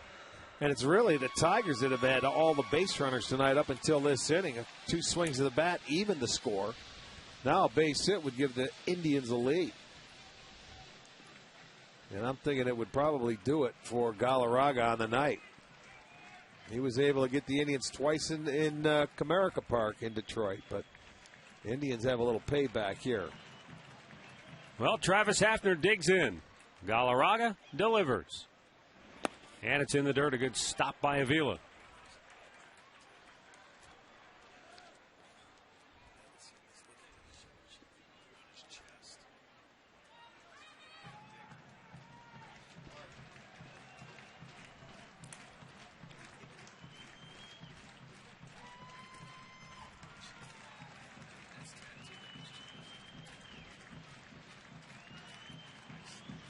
First and second, 2 down. The 1-0 pitch. Hafner with a drive deep right field. Way out of here. A 2-out, 3-run homer for Hafner. A 3-homer 5th inning for the Tribe. They now lead it 5-2.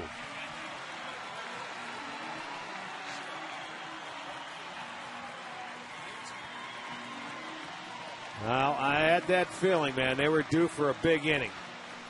And out comes Leland, and it was one hitter too many. Travis Hafner, his 12th homer of the season, a 3-runner.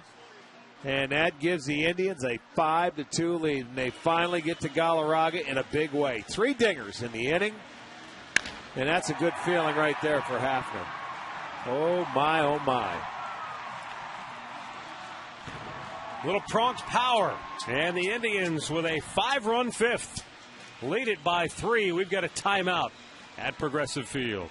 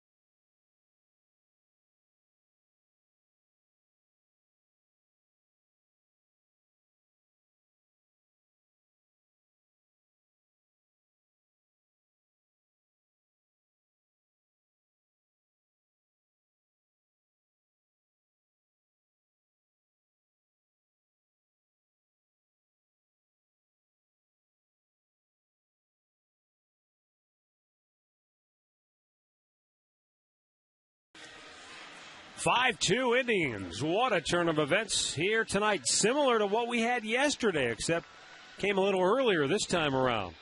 Yesterday it was a 5-run 8th. Today it's a 5-run 5th. And Travis Hafner sporting a new look, a new do. Maybe that's the magic. Well, it might be. That's about as long as I've ever seen it up on the top. Pitching change brought to you by H.H. Gregg, Eddie Bonine.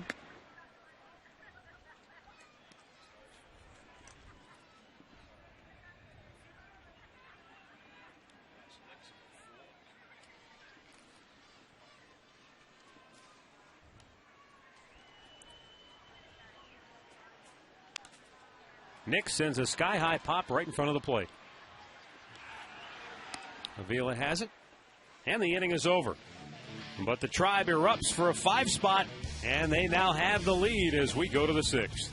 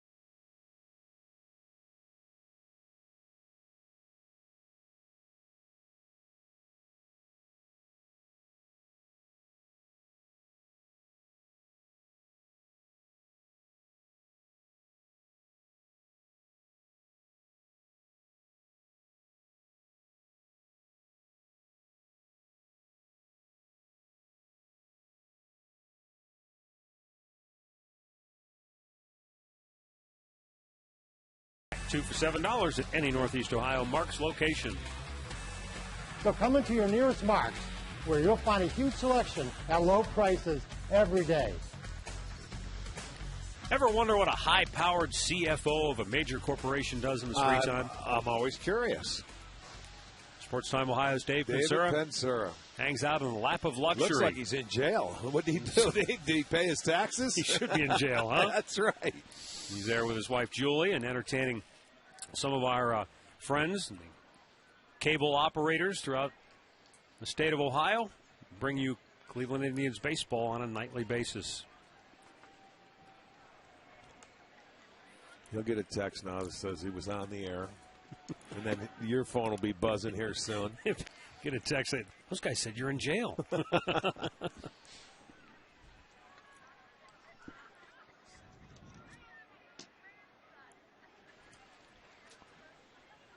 You know what? Tonight turned out to be much nicer than I thought. It's not a bad night. You're right, buddy. I'll tell you what. It was. I mean, the air, no wind. Wind died down. It's really pretty nice.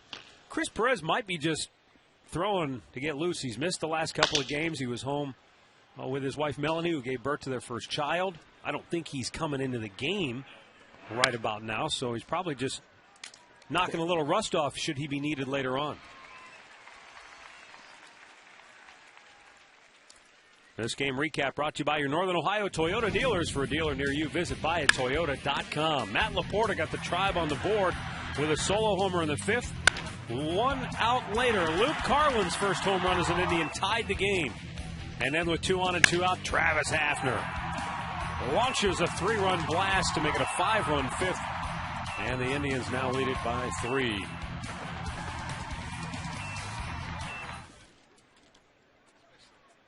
Casper Wells, 1 for 2 on the night.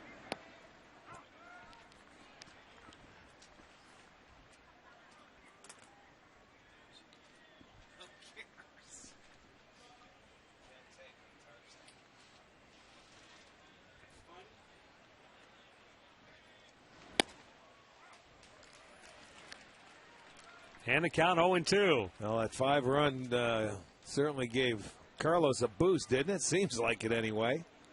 Coming out firing strikes.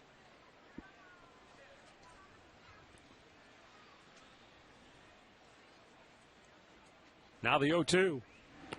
Down in the dirt. Good block by Luke Carlin. We talk about Tomlin, who in his 11 starts has gone 5 innings in every start.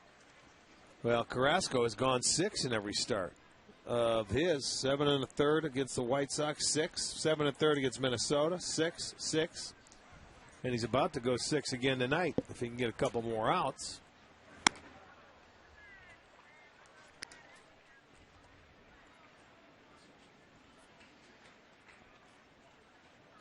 He weathered the storm early, gave up a lot of hits. You know, and Murph looked it up. Carlin, who was starting tonight behind the dish, didn't catch him a lot down in the minor leagues. So, well, Luke didn't come over to the Indians organization until I think it was August. Right.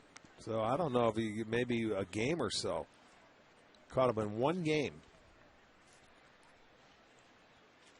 But you know, when Lou Marson was catching him, he made Carlos work and liked how it worked out. Payoff pitch, grounded in the hole. Backhanded by Cabrera. Long throw and not in time anyway. Even if Laporta had come up with the backhanded scoop, Wells had it beat out. His second hit tonight. Well, for Cabrera, it's a do-or-die play, and you have to get rid of it in a hurry. And you need help on the other end if it doesn't get all the way there. You see, he gets rid of it, and the pick, it just gets by him. Just that hop for Laporta, couldn't snag it. Gets over his glove, it'll go as a base hit.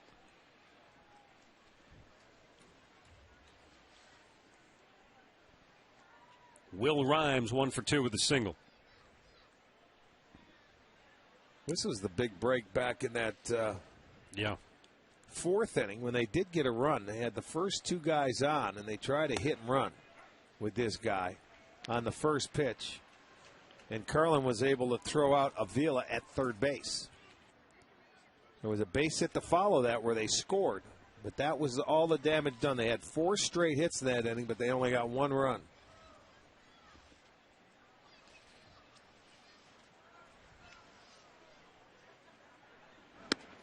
Snap throw down to first. Back with a dive as Wells.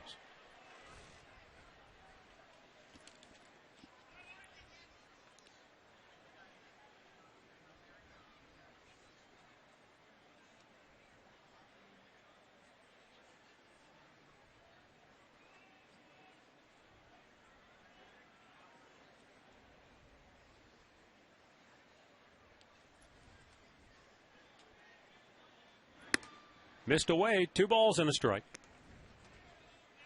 Well, you know, you talk about that play, Rick. That's a big reason why the Indians have allowed 10 hits, but only 2 runs. Yeah, they were lucky. They stayed around the ball game. I mean, Carrasco minimized damage and was able to keep it around and keep it a 2-0 ball game. And boy, one big inning. Yanked fair down the line. I think it hit the chalk. And into third base goes Wells. Throw to second, just a little bit offline. Otherwise, Chu would have had him. So a hustling double by Will Rhymes, and back come the Tigers. That is already their 11th hit.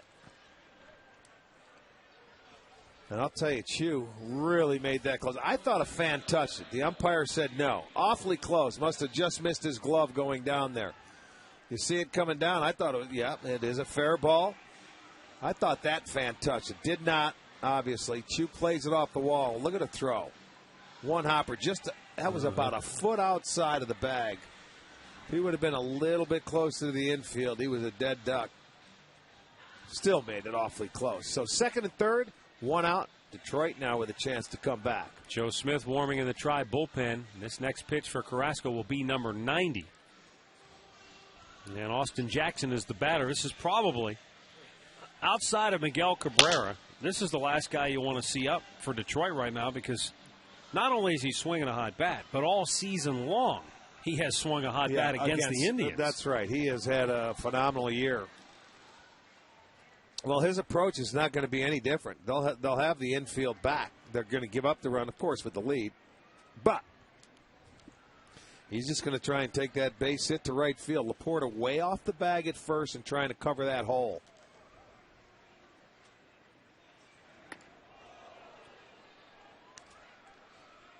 The updated numbers for Austin Jackson, he's batting .409 against the Indians this year. Well, and look at the hits by direction. You talk about staying on the baseball and staying in the big part of the field. He has done just that. 57 to right, 55 to left, and 67 going straight away. Look at this. Drive to right. Chu going to make the catch. He's trying to set his feet. Here's the throw to the plate. Not in time.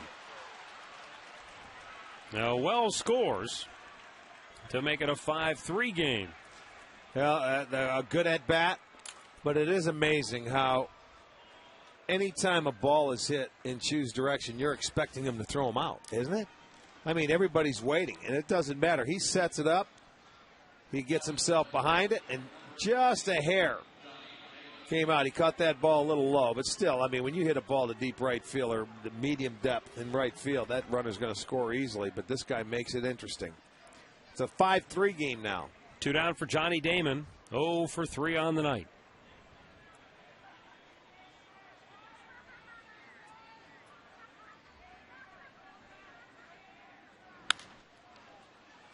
In the air, right field, over near the line. Long run for Chu. Running out of real estate, and he can't come up with it. Did it hit a fan, maybe? No, he was slowing down. No, there was no fan interference. It was getting close. He realized they were reaching out. That's just one of those plays you run out of room. He realized how close he's getting. It's a foul ball, and it went off the end of his glove. He realized, he thought it might have been a little closer, and maybe that glove distracted him. Yeah, I think that fan definitely distracted him. Sure it did. Not very smart on the fans' part. I mean, if it's in your seat, go ahead, catch it.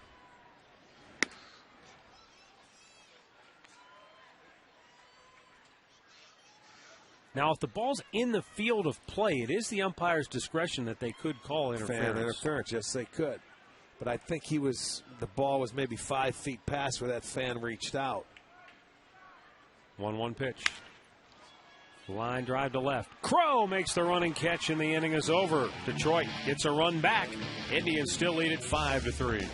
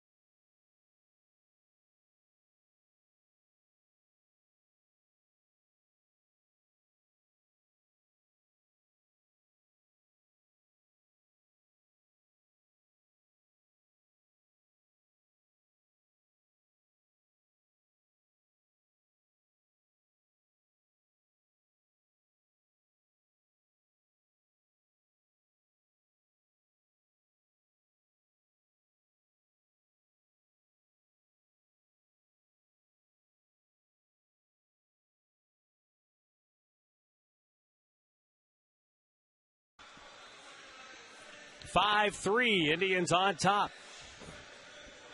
Carlos Carrasco allowed 1 in the third, 1 in the fourth, 1 in the sixth here tonight. Well, hung in there, man. You scatter 11 hits and give up just 3 runs. That's not too shabby. They had opportunities to get to him. He never gave up, the big blow or the knockout punch. He was bobbing and weaving.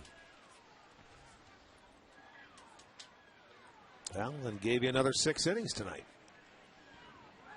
Something about 5-run innings for the Indians against Detroit. That's the 3rd time this year they've done it against the Tigers. Tommy Bowe says they did it back on April the 11th in the 1st inning. That was the Grand Slam Valbuena game. Exactly. Yes, it was. They did it in the 4th inning, June 3rd, also at Comerica Park. And once again here tonight. Well, I know in the first game, when that 5-run inning, they had time. They came back. The Indians lost that game. What'd they do with the second game, Tommy? Hit the Tell mound. me that. Rolls to short. Peralta throws him out. Let's go back to the studios for an in-game update with Al Pawlowski. And tonight's a night for the underdogs thus far in the American League East. The Blue Jays leading the Yankees 7-2, and here in St. Petersburg, Baltimore leading Tampa Bay 1-0 behind a 3-hitter with Brian Mattis. The only run of the game, a Nick Markakis triple to get a run home. 1-0 O's, 7th inning. All right, thanks, Al. In both of those games, the Indians had the 5-run inning. They lost 9-8 on April 11th. I remember that one. 12-6 on June the 3rd. Ouch. Well,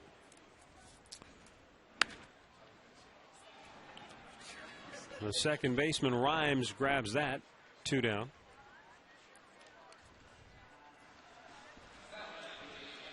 Well, what do you say we take a look at the answer to our AT&T trivia question here tonight? On this date, 1984, Jamie Quirk hit a walk-off homer off Ron Davis of the Twins after Davis had struck out the first 2 hitters in the inning. his only at-bat. How about that? Jamie Quirk was released the day after the season ended, and there were less than 4,000 people at the game. But Quirk's former team at that time, the Kansas City Royals, were very interested in that home run because that loss for Minnesota knocked the Twins 2 games in back of Kansas City with just 3 left to play. Well, Jamie was a #1 draft pick for Kansas City back in 1972. Right, and the Royals would clinch the West the next night after they beat the A's, and the Twins would lose to the Indians 11-10. There you go. That year, Kansas City, unfortunately, though, lost to these Tigers in the American League Championship Series. Yeah, well, Tigers, that 84 year was not to be denied. They got off to a great start and just ran away with it. Valbuena with a one-hop smash, backhanded by Peralta, and how do you like that? Oh, Johnny flashing the leather against his former teammates, robbing Valbuena of a hit. And he smiles sheepishly as he passes him on his way to the dugout.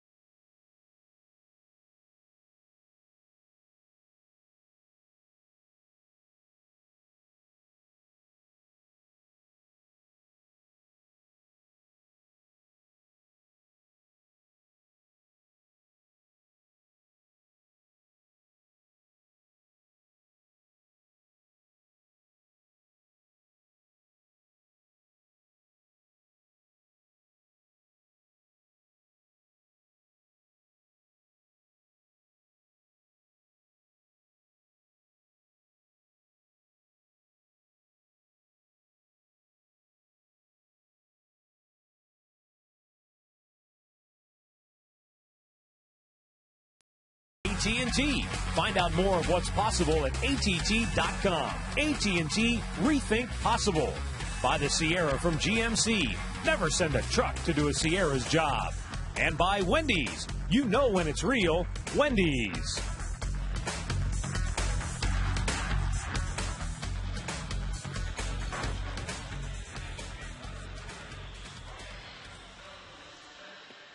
(5-3) Tribe on top. Joe Smith coming on now in relief of Carlos Carrasco, who went 6 innings tonight. Smith on for the 51st time this year. Smitty coming on to face the 3 right-handers, Rayburn, Cabrera, Peralta. And if anybody should reach Inge, then it looks like we're already going to get a pinch hitter for Rayburn. Looks like Kelly.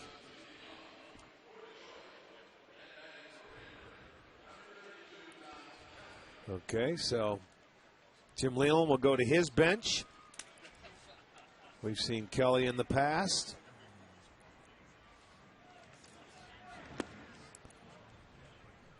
Kelly is a pinch hitter this year, just 1 for 10.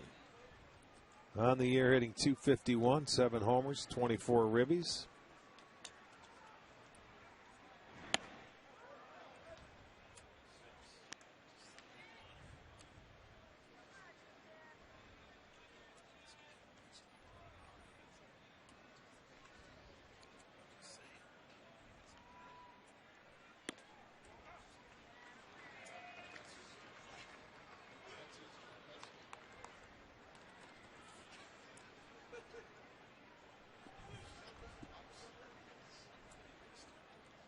Two-one pitch, drilled to center. And the Tigers get their leadoff man aboard here in the 7th. Well, second hit as a pinch hitter, so he gets the inning started. Pitching matchup brought to you by the G-Series from Gatorade. 3 fuels for 3 stages of the game. Gatorade has evolved. That's G. Pretty weird game. Carrasco gave up 11 hits, but only 3 runs. Galarraga, they finally got to him, but they got to him for 5 runs on 3 home runs. The big blow, Jim Thomey's 3-run homer. Down low, ball 1.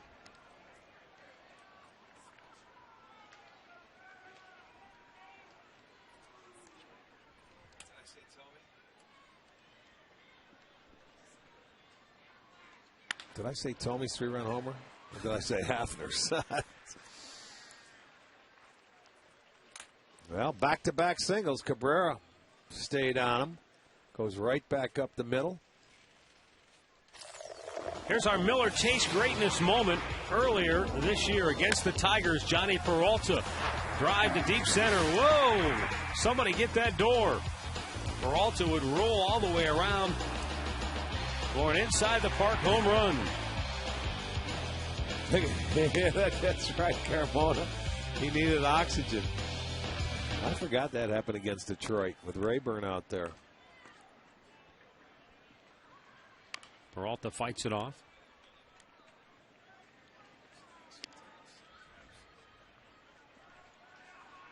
Tony Sipp warming in the Indians bullpen.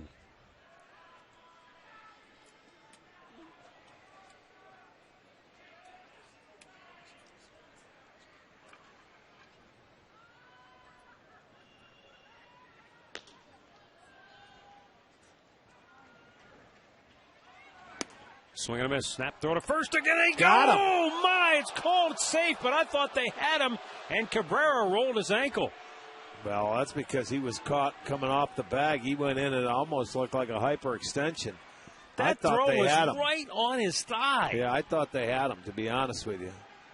He had to go back into that bag. He couldn't slide. Let's see. He goes back. Ooh, he twisted his ankle, and, well, there it was. It was awfully close. Yeah, he is safe. I don't know. I don't know. He really rolled that ankle.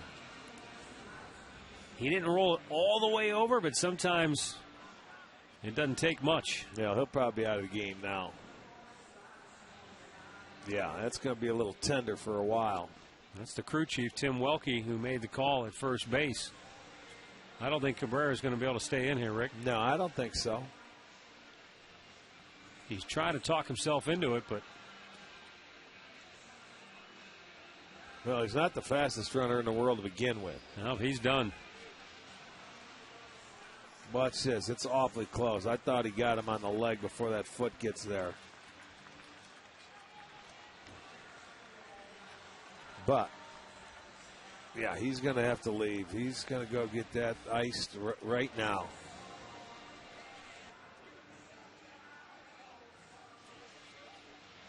So Cabrera is done for the night. And depending on the severity of that sprain, could be done for the series. Brennan Bosch takes over as the pinch runner.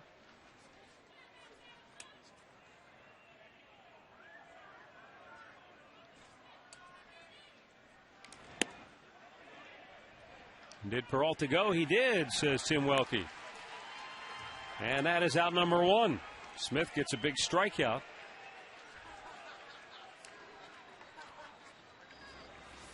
Well, he was going after that slider, couldn't hold up. Welke made the right call. Yeah, he definitely went too far. You see that side angle, you know, he's trying to play, no, I didn't go, but he certainly did.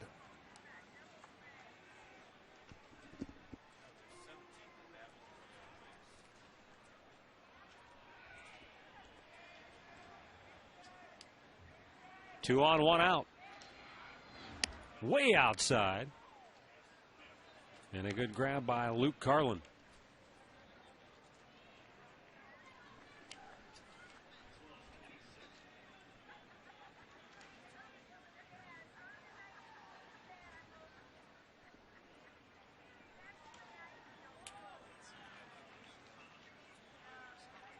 Smith deals. Back to the mound. Joe goes to second for one. The relay in plenty of time for an inning-ending double play. Tribe turns two. Stretch time in Cleveland. 5-3 Indians.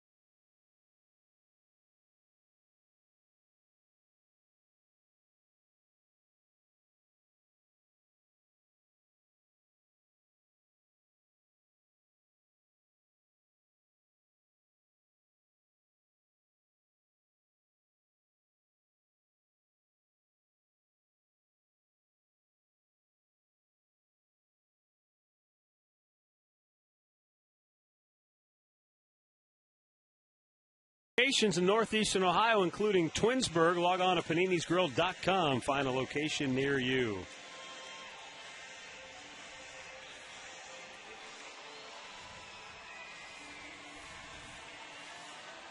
Brad Thomas on now for the Tigers to work the bottom of the seventh inning after Eddie Bonine went an inning and a third of perfect relief. 6-2 on the year. And Kelly remains in the game, and he will play first base for Cabrera, who's out with the twisted ankle. Wells goes from right field to left field. And you have Brennan Bosch out in right field.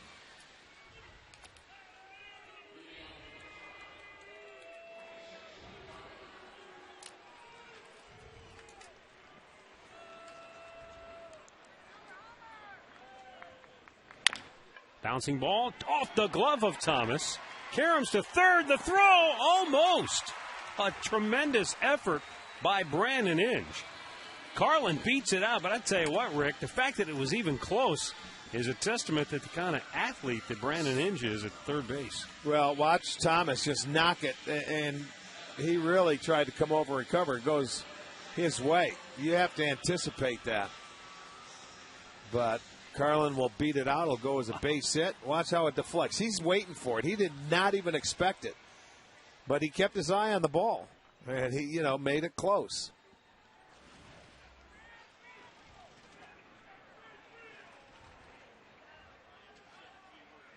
There's a great example, too, of why you always keep your feet moving.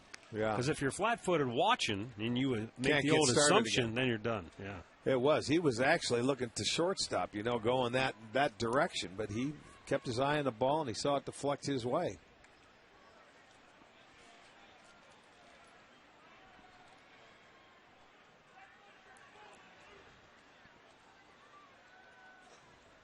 Brantley with a bunt. Off the mound, scoop, bobble, throw, got him. A little bit of everything on that bunt play. Sacrifice goes 1-4. And Asdrubal Cabrera will be the batter. He came close. Look at he bare hands because he bobbles the ball and then fired a seed over to Rhymes. Bare hand, no problem. Boom. He gets him. But job well done by Brantley. Moves him over for Cabrera and Chu. I wonder sometimes when you're the hitter in that situation, you're running down the line and you're expecting to see the throw and you're expecting it and it's not there and it's not there. What's going through your mind wondering, what are they doing behind me? Yeah, I mean, it does. It can be like slow motion. Just when you think you're going to be safe, boom, exactly. That throw comes at the last second. Gets you by a half a step. Oh, there it is, just in time.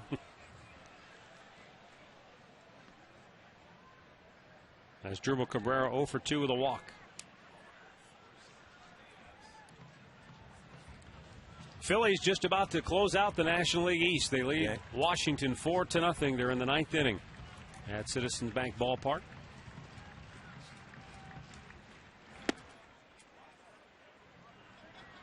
That will leave Atlanta to fend for the wild card, which they started the night a half game behind San Diego. San Diego in action later tonight against the Cubs at home at Petco. Atlanta leads Florida 1-0. They're in the home half of the 4th at Turner Field. Cabrera with a line drive down the left field line. It's a fair ball. Coming around third, Luke Carlin will score. On his way to second base is Cabrera sliding in safely with an RBI double. 6-3 Cleveland. Well, there you go. You get him on, you move him over, and you get him in. Good job of hitting by Cabrera. He gets that ball inside. I don't know if that was the cutter. They tried to run it in on his hands, but he keeps it fair. Cabrera will get his 27th RBI. The Indians will increase their lead to 6-3.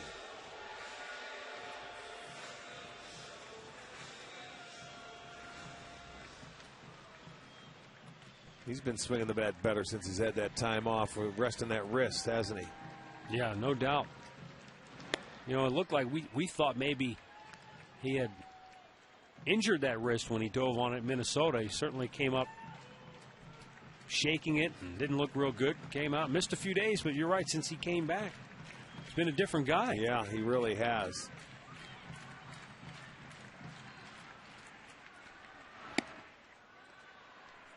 The Detroit Tigers are finished this year. They finished the season 52-29 at home. Very impressive. How then do you explain a 28-46 record on the road? Almost the complete opposite. We talked about this the last time they came in to open up the second half after the break. It was their pitching that was about 2 runs different at that time. Now, I don't know if it's still that way. I haven't looked at the numbers closely enough. But after the break, they were about 2 runs difference. Their offense, for whatever reason, they were scoring like a run less. So it was just a bad combination. They just had all their mojo working at home. 2-1. Yes, he did. He went too far. On that series, after the All-Star break, in which the Tigers came here to Cleveland and were swept in a 4-game series, Jim Leyland said, "We had a freaky, lousy series after the break in Cleveland," which was a freaky thing. But they were only a half a game out of first place. They were right there. I mean, so for them to come out and they look lackluster, they look terrible. They didn't look like a team that was in the hunt at all. And they lost 4 straight, and Leland took the blame for it himself. 2 down. After they left here. Yep. It's the first strikeout of an Indians hitter tonight. But they certainly did not look like they wanted to contend or anything after getting beat 4 straight. Of their poor record on the road, Jim Leyland said, "My teams are usually pretty good on the road. I think that'll change. The fact is, we lost our 3rd hitter, Ordonez, our 5th hitter, Guillen, and our 7th hitter, Inge. We got blindsided." Well, they did. They had some injuries. I will give them that. That happened to them. But that, when you look at their ERA at home, it's 3.62. Away, it's over 5. It's 5.6. So it's at least a run and a half difference. Yeah. And it was, I think, worse at the start of the second half. But when you look at the teams and you look at the Tigers under Jim Leyland, in the second half, they've always played below 500. And they're doing that again this year.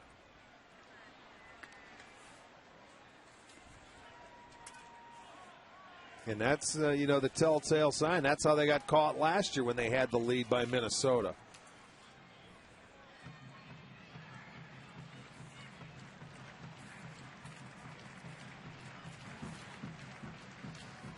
Runner at second, 2 down, the 1-1 to Hafner, almost to the backstop. Good grab by Avila.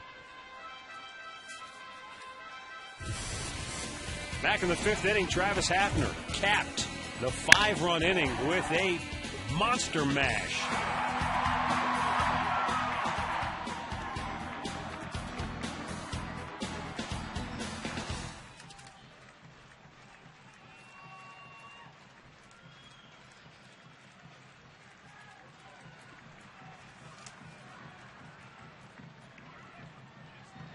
Swung on and missed. 2-2 the count. Helped him out there.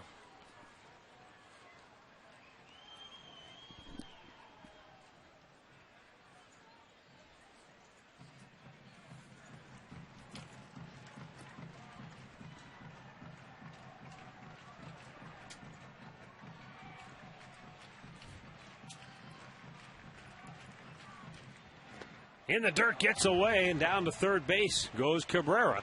Turns third, takes a look, but Avila was able to finally corral it. And with 2 down, the count is now full on Hafner. Not much he could do about that one. There's not a thing he could do there. Just run back and pick it up.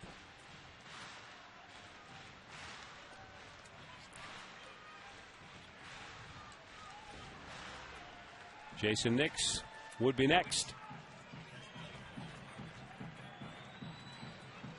Brad Thomas ready. And the payoff pitch. Almost hit him, it did. Got Hafner on the arm, so he'll take his base. That ball did hit him, huh? Yep. So 2 on, 2 out, and the batter will be Jason Nix.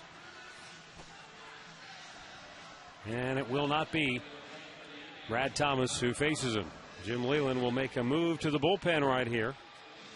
With the Tribe on top 6-3, 2 on, 2 out in the bottom of the 7th inning. Another look right here, got him right on the pad.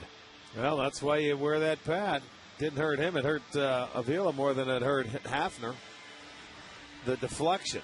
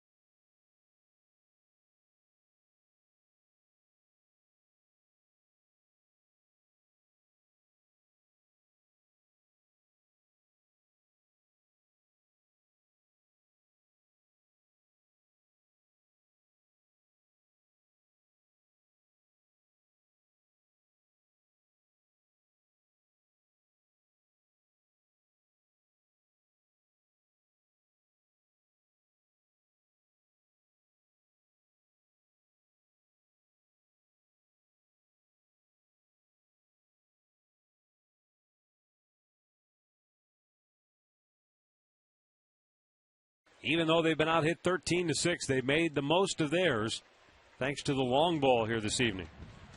Robbie Weinhardt coming on to face Jason Nix with 2 on and 2 out. And a pitch in for a strike. Drew Sutton came on to run for Travis Hafner while we were away.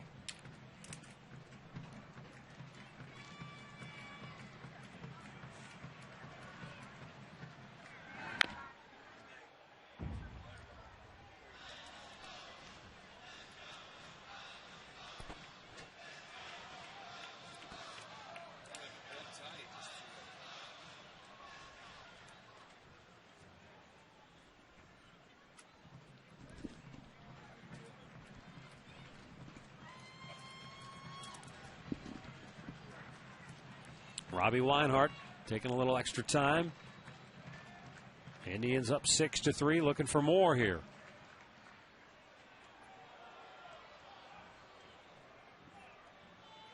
Justin Masterson taking off his top in the bullpen. Looks like he's going to start to loosen up. Yeah, he was throwing last inning, so he may be coming into this ball game.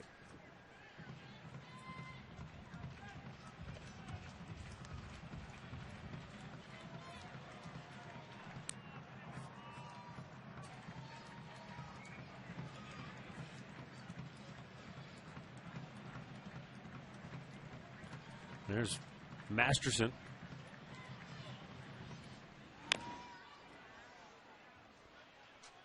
No balls, 2 strikes. 2 on, 2 out here, last of the 7th. Same 2 teams tomorrow night here at Progressive Field. Rick and I will have the action for you here on Sports Time Ohio as Mitch Talbot goes against Max Scherzer.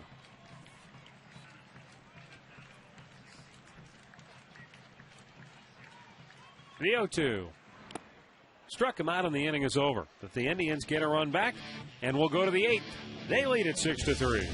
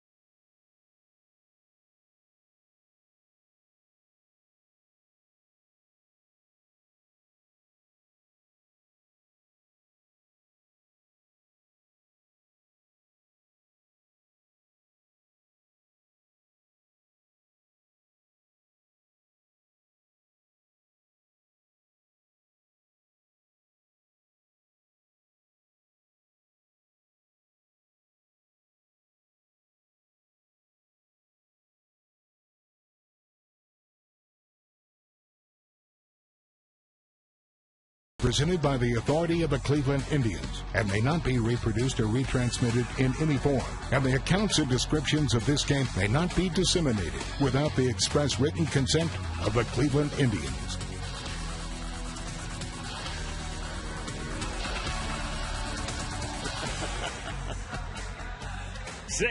Indians on top. As we go to the 8th inning here at Progressive Field, Tony Sipp coming on to work for the Tribe after Joe Smith worked a scoreless inning in the 7th. For the 69th time this year, Sipp is on, 2-2. 67 punch-outs in his 61 innings. Also coming into the ball game, Andy Marte at third base in place of Jason Nix, trying to get those legs loose.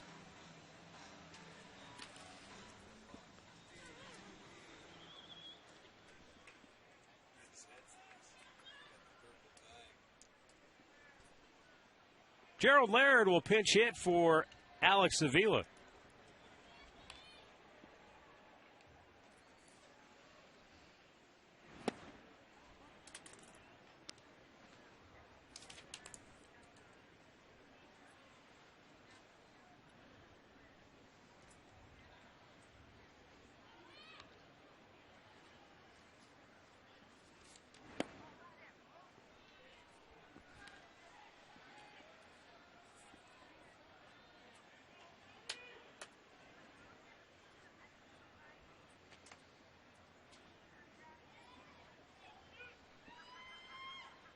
Now the 2-0 pitch.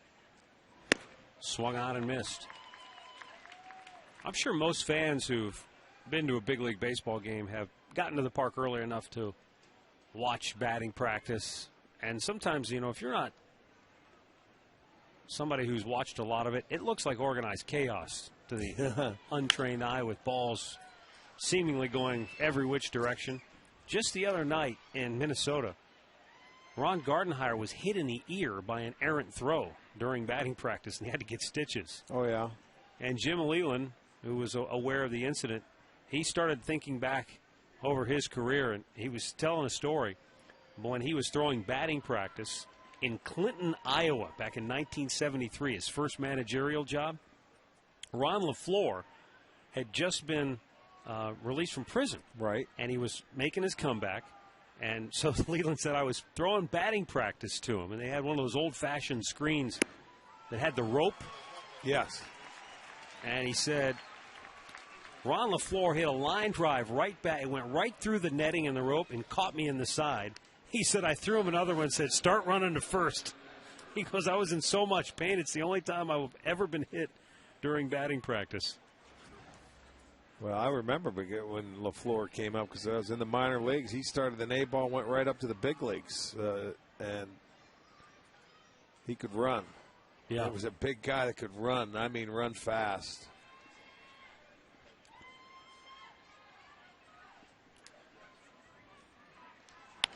Check swing, roller to first. And Wells is retired after he singled in his previous 2 plate appearances. 2 away. Let's go back to the studios for an in-game update. Al Pawlowski has the latest on the Atlanta Braves and the Florida Marlins.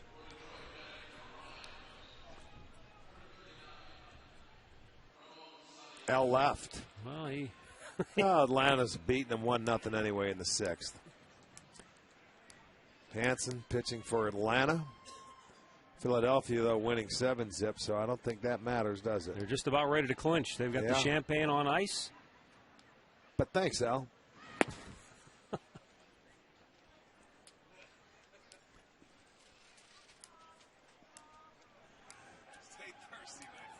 Ramon Santiago pinch hitting with 2 out here in the 9th for Will Rhymes.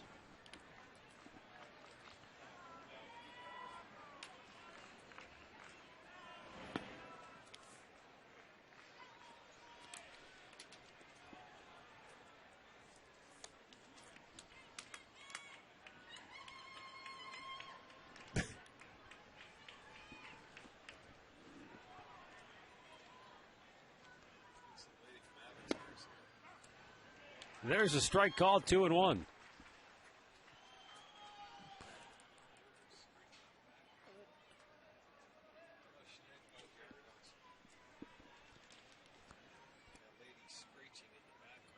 The set by Tony Sipp. And the 2-1. Broken bat liner to third. 1-2-3 go the Tigers. We go to the last half of the 8th. 6-3 Cleveland.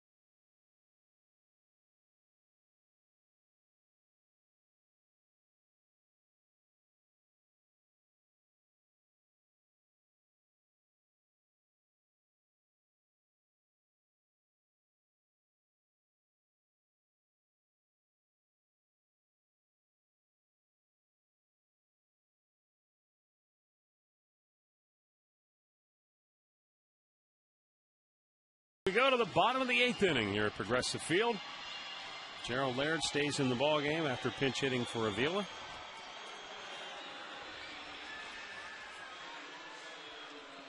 And Ramon Santiago, who pinch hit for Rhymes, stays in at second.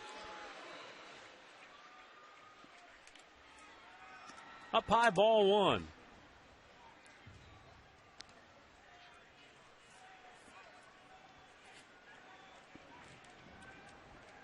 Trevor Crowe 0 for 3, trying to extend that hitting streak.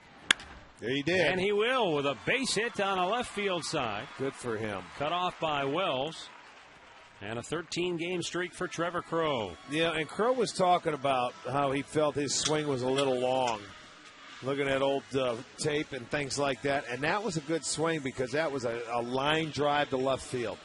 If you can keep a stroke like that, boy, that will pay dividends in the long run. Good swing. So make it a 13-gamer.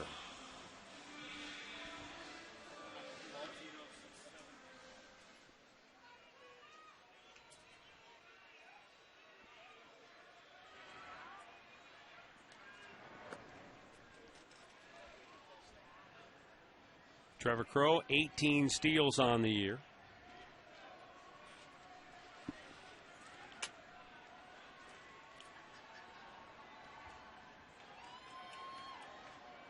He takes off. Throw down. Oh, they punch him out. It was close. Second base umpire Jim Reynolds makes the call. Well, Laird does have a good arm and he can throw. I'll tell you what, close is right. I want to see if he gets a foot in. Watch and see where that tag is. It was awfully close, and Laird does a beautiful job to get that ball down. Boy, oh boy, I think he was safe. I think he was safe. Watch where the tag is. Not to his, it's up in his back pocket. Close. He's called out.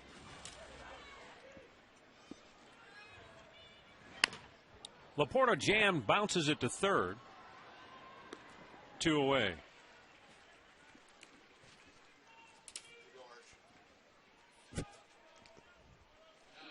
Well, starting the day after Thanksgiving, which will be the 26th, Progressive Field will be transformed into a winter wonderland. Over 150 tons of snow will be made each day.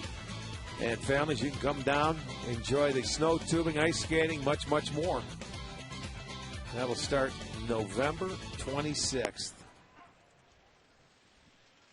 2 down for Valbuena, who is 0 for 3 on the night.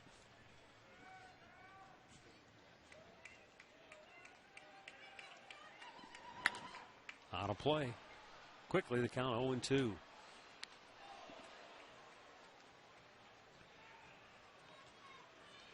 Telling us that Miguel Cabrera is having x-rays taken on that ankle. If you joined us late or you missed it, he rolled his ankle going into first base on a throw to the bag. Second hit of the inning for the Indians, and a 2-out base runner for Luke Carlin.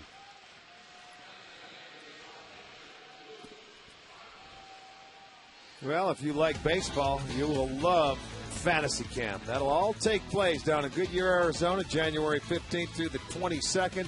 All-inclusive week. Uniform, baseball played every day. Big League Hotel, and a lot of fun had by all. 216-420-HITS.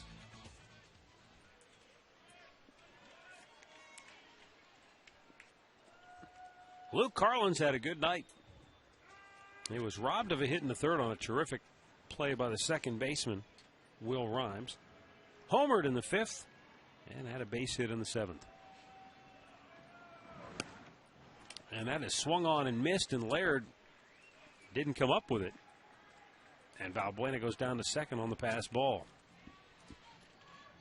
Sports Time Ohio is your new home for MAC football. Saturday, October 9th at 3:30. The Akron Zips will visit Kent State. It's homecoming for the Golden Flashes as the Wagon Wheel Trophy is on the line. And for all the latest news on MAC Athletics, visit STOHD.com with links to each team and complete coverage by Mike Perry. STOHD.com is your source for MAC Athletics. Foul right back.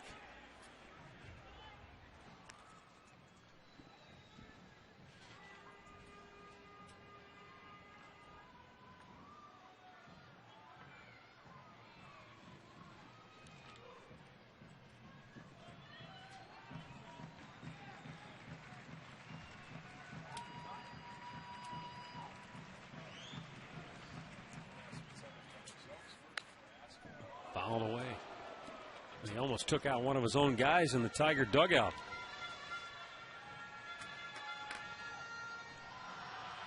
Gene Lamont, Lloyd McClendon on the Tiger bench. 0-2 the count on Luke Carlin, switch hitter. First bat, left-handed tonight. Punched him out and the inning is over. 8 complete, 6-3 tried.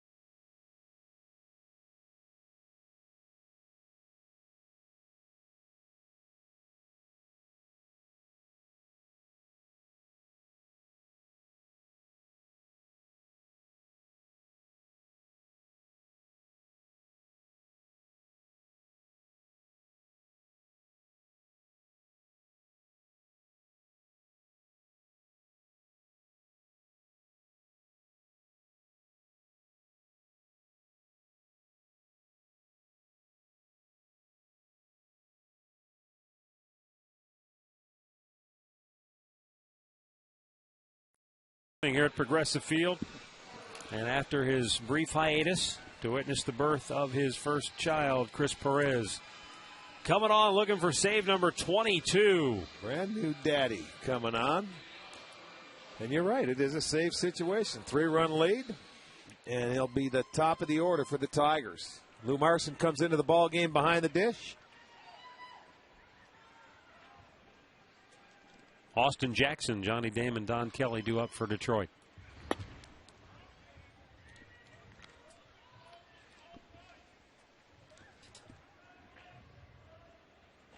Jackson, couple of hits, couple of runs batted in tonight. Fastball a little bit high. 2-0.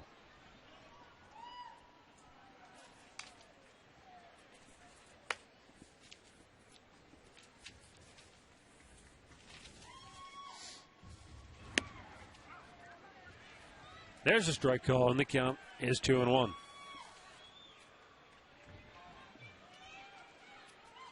Chris Perez, last time he pitched was the 18th of September, so it's been a while. 2-2.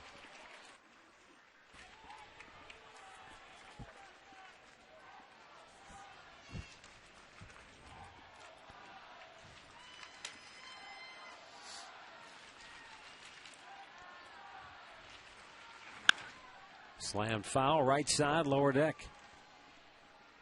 It stays 2-2.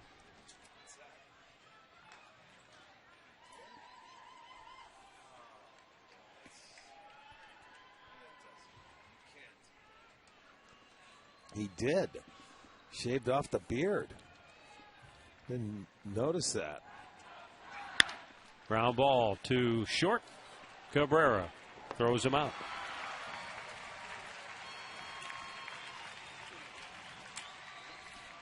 Philadelphia Phillies have clinched. That's clinched. Clinched? They've clinched it. They're the National League East champs. 8-zip the final. Popping the champagne. Roy Halladay with a 2-hitter. kind of fitting. He was the big gun they went after in the offseason. Yes, indeed. Johnny Damon looks at a strike.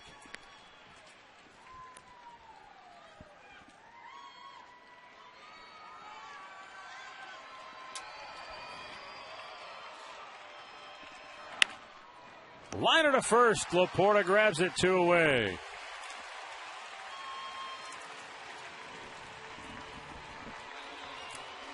Stay tuned for the Conrad's Tire Express and Total Car Care postgame show. We'll have all the highlights, talk to one of the heroes, get you set up for Game 2 in this 3-game series between the Indians and Tigers.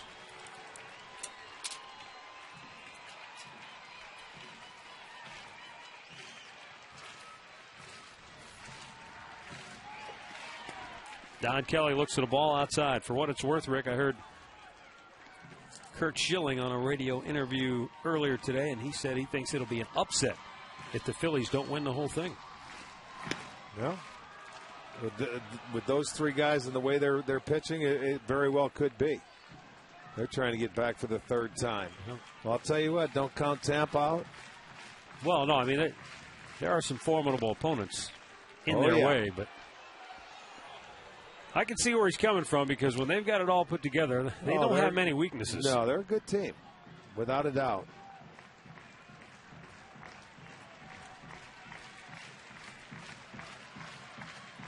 The 3-0 pitch. Strike call. Don Kelly.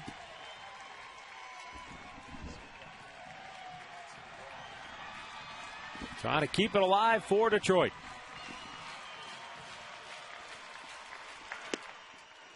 And a strike called, full count.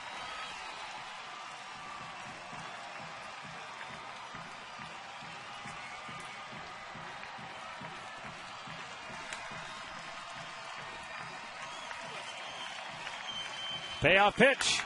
Kelly pops it up. Going out is Cabrera.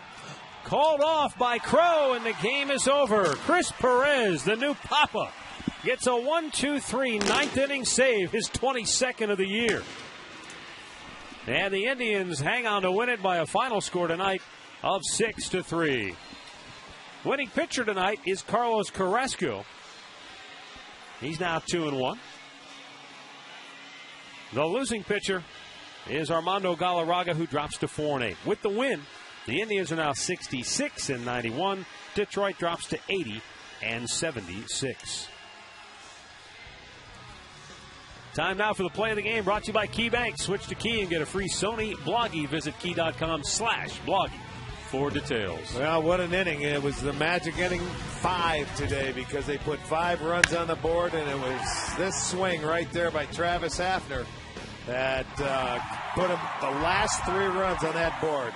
3rd home run of the inning. It was a 5-run inning for the 2nd straight day. That propels the Indians to victory right there. That is going to be our Key Bank key play of the game.